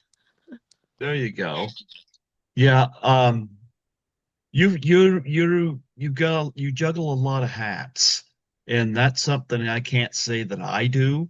I admire people that do it though. So I mean, let's think here. You got acting, you've got makeup, you've got dance, you mentioned stand-up comedy, which I actually did not know. And Yeah. yeah, and you got magic, like Voiceovers, voiceovers, and of course body writing. part doubling. I know it is insane, isn't it? Because Yep. when I went to high school, I took this career placement test and it said 99% impractical. There's no way you could do all those things. And I thought, well, maybe there's no way you could do them, but I decided I'm going to just do it. Don't let people stop you, right? Just do it. Mhm. What is And your secret to uh secret to a long life? What do you do to keep yourself going and stay in shape? And what is your advice to people? Because you gardening, huh? gardening, picking up leaves, physical activity, cleaning. You know Yeah. what? I thought of doing workout tape called cardio cleaning because when you vacuum, you go back and forth. You can do your waist bending down. I mean, you do it, but you don't realize. Remember, wax on, wax off. Yep. It's true that if you do a lot of physical labor, it keeps you in shape. I mean, that is kind of what people don't want to know. But of course, lifting weights, I do that here and there. And then I take dance class once a week at Hollywood Dance Center. And so I do, move there. And I have a really great teacher. She was on Broadway, Kate Wright. And I also have my ninjutsu class on Sunday. I know it's so crazy because people go, how come you're always doing something? But, as long as you're having fun, it's all good. And I think also, as you know, I try to teach people to eat healthy because I think if you eat good food, you can get nutrients, but a lot of the stuff is depleted because we're not getting the good soil. And you have to, oh, I have if you watch my show, I have one on microplastics showing you how to avoid that. I want to do one on pesticides because I have ways you can get a lot of these things off of your chemicals, and pesticides are in your vegetables and fruits. And I did an experiment where I had this black cleaning, tub. And at the end of like cleaning of like four different vegetables, fruits, whatever, you can see, because it was black, the film of white wax and chemicals and pesticides, all this stuff is in your food. And I used to think you could rinse it and you'd be good to go, but that's not true because it has to be removed. You can use baking soda. I mean, so I want to do these quick tips, which I've been trying to do every once in a while to show people how to eat healthier, because I think it's so important that you try to get rid of some of these bad things that are in your food, and you have to read labels and you know make sure that it's as clean as possible, and not to buy stuff that has nitrates if possible, or trans fats. Seed oils are inflammatory. People don't know that. They used to say Crisco was good for you. It's more an industrial lubricant. And there's a lot of things that I see people buying that I feel like I want to save them. So that's Mhm. my mission in my cooking show, is to get people to make things that are better for their family, because it does uh, I think it's also contributing to a lot of childhood obesity and autism, which is it can be avoided if they can just know, but some people don't have that education. And so that's what one of my missions is, to try to teach people in an informative, fun way. Absolutely, absolutely. Well, you know what? It's been wonderful having you come on here today, and Thanks. celebrate your career and you know, The King and I and Big Trouble in Little China. What do you think of the special effects in Big Trouble in Little China? You got some odd looking creatures in that movie. Yes. Well, now it's becoming sort of commonplace, but for its time, it was a break. It was breaking. So that was shot a long time ago. Hmm. Yeah. Yeah. So I think that people, can appreciate it more now. Oh yeah. Yeah. Yeah, I grew up in the 80s, so I remember a lot of this stuff, and I still enjoy movies today. I try to go once a week to the theater, Even during the pandemic, I couldn't wait to get back in the movie theater, So it's I kind of like Yeah. being with an audience whenever I go to the movies. I watch my movies in my apartment here too, but there's something nice about going to the movie theater and seeing something. So Yeah, it's having the darkness and the huge screen and everything. yeah. It's more of an event. Yeah, so I enjoy that as well. So you gonna be doing any Big Trouble in Little China reunions this year for Yes, convention? well, I'm going to be at the Gardena Cinema on July 25th, Uh-huh. and Gerald Okamura is going to be there, and we're going to talk about the film, whatever Q&As they have. And the second martial arts film festival is taking place in Scottsdale, and the guy said he wanted to do a tribute in October, and I talked to James Lew about it, and he was all in for it. So I don't know who wants to do it, but I still in touch with a lot of the guys in the movie because we just stayed friends. And I think that we could get a group together if people want to go. I was at it last year. There was the Mhm. first martial arts film festival, and so they gave me a panel to talk about, so this is like the second one. So that's another, so I think that here and there's going to be a bunch of different people celebrating it. Okay.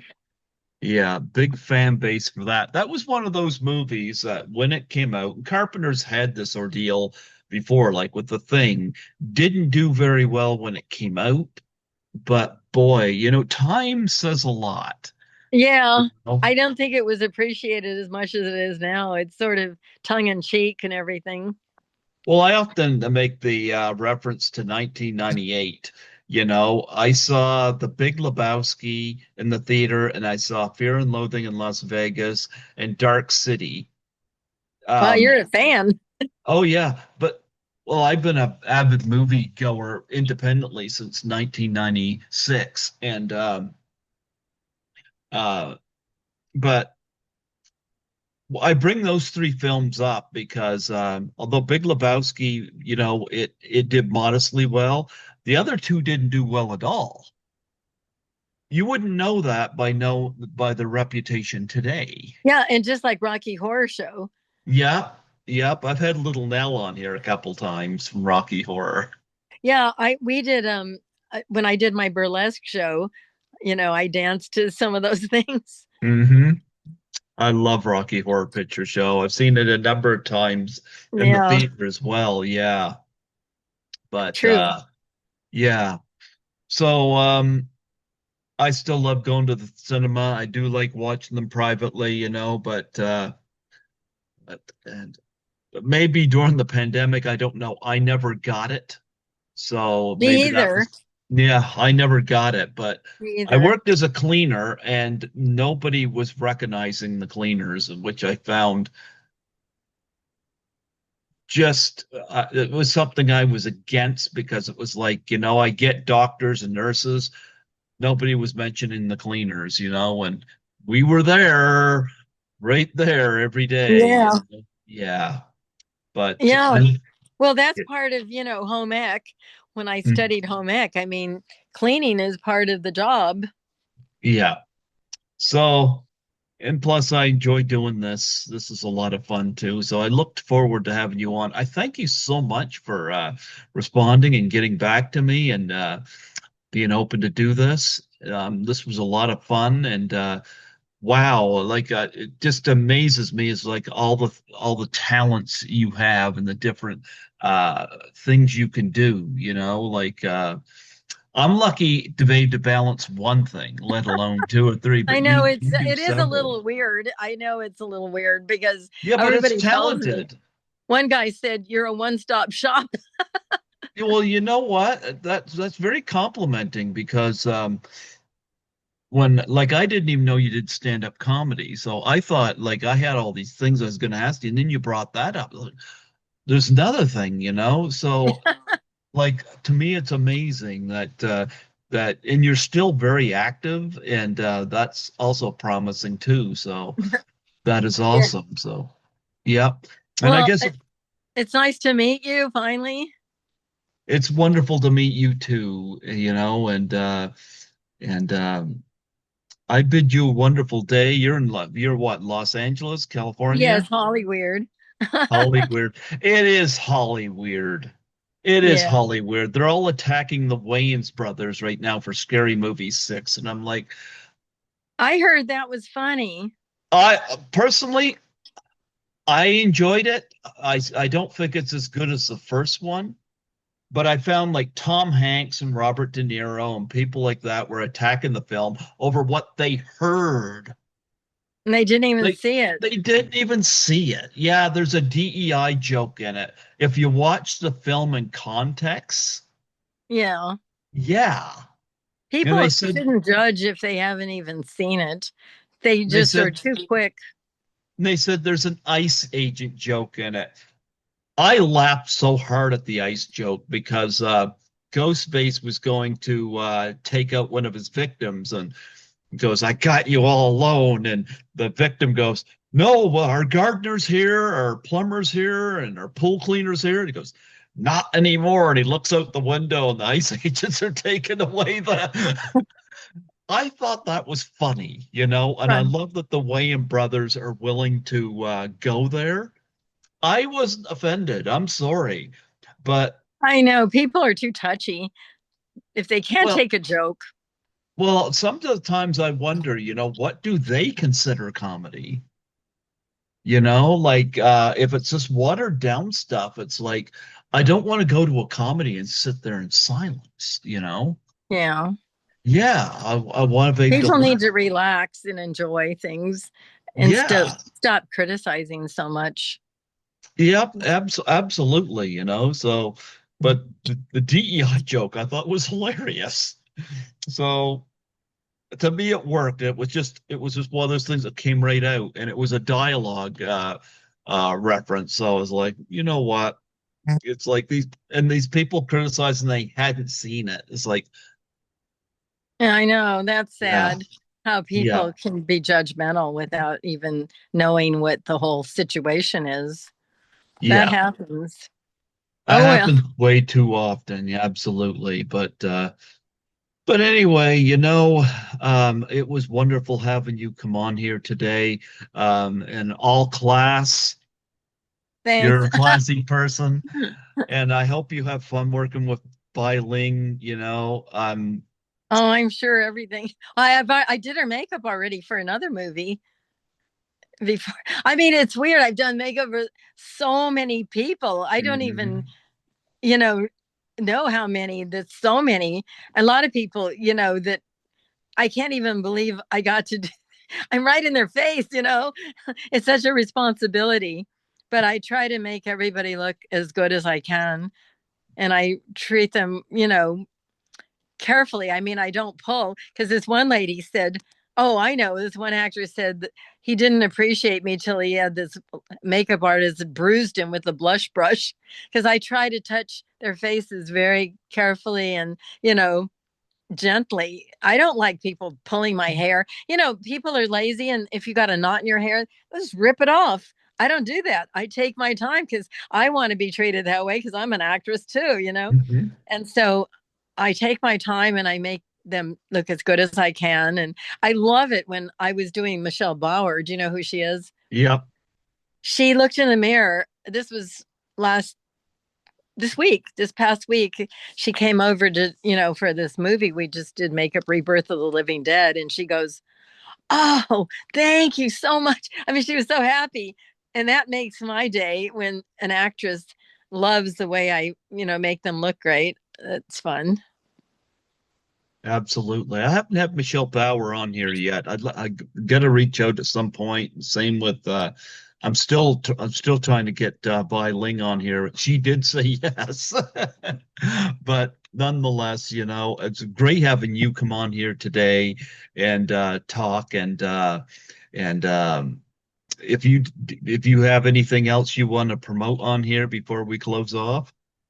No, I think I think we've covered everything. I'd like to get people to subscribe to my show, my cooking show, Cooking In with Joycelyne, because I want people to learn how to eat better and save money, Hmm. and that's my mission.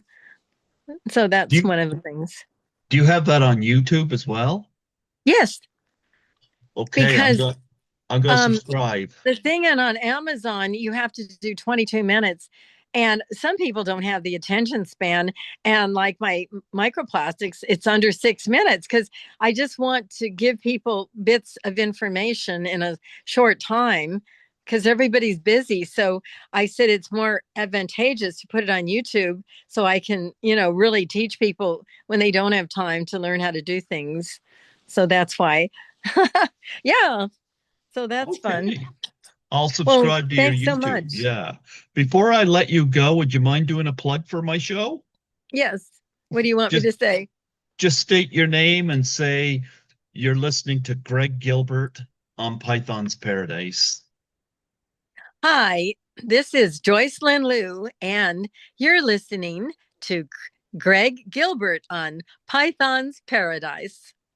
Absolutely, folks. And of course, the King and I celebrating 70 years, which is amazing considering Joyce Lynn is Wasn't born 39. yet. And of course, Big Trouble in Little China turning 40 this year. So, wow, you know, and every day I'm reminded, like, I'm going to be 54 next month, and I'm like, where's the I know. time go? I know. I understand completely. It's Yes, crazy. absolutely. I'm going to recommend you to a couple of conventions around here and see if they could bring you in for some. Oh So yeah, that'd be fun. Then we can get together in person. I would like that.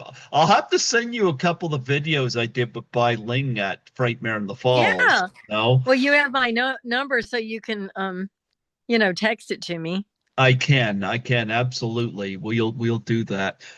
Joycelyne, you're absolutely talented. You're brilliant. You're classy. You're the total package. Thank you so much for blessing me with your presence today on Python's And Paradise. it was a lot of fun, and I hope you have a blessed day. Absolutely. God bless you. Same to you. Bye bye. Bye. Bye.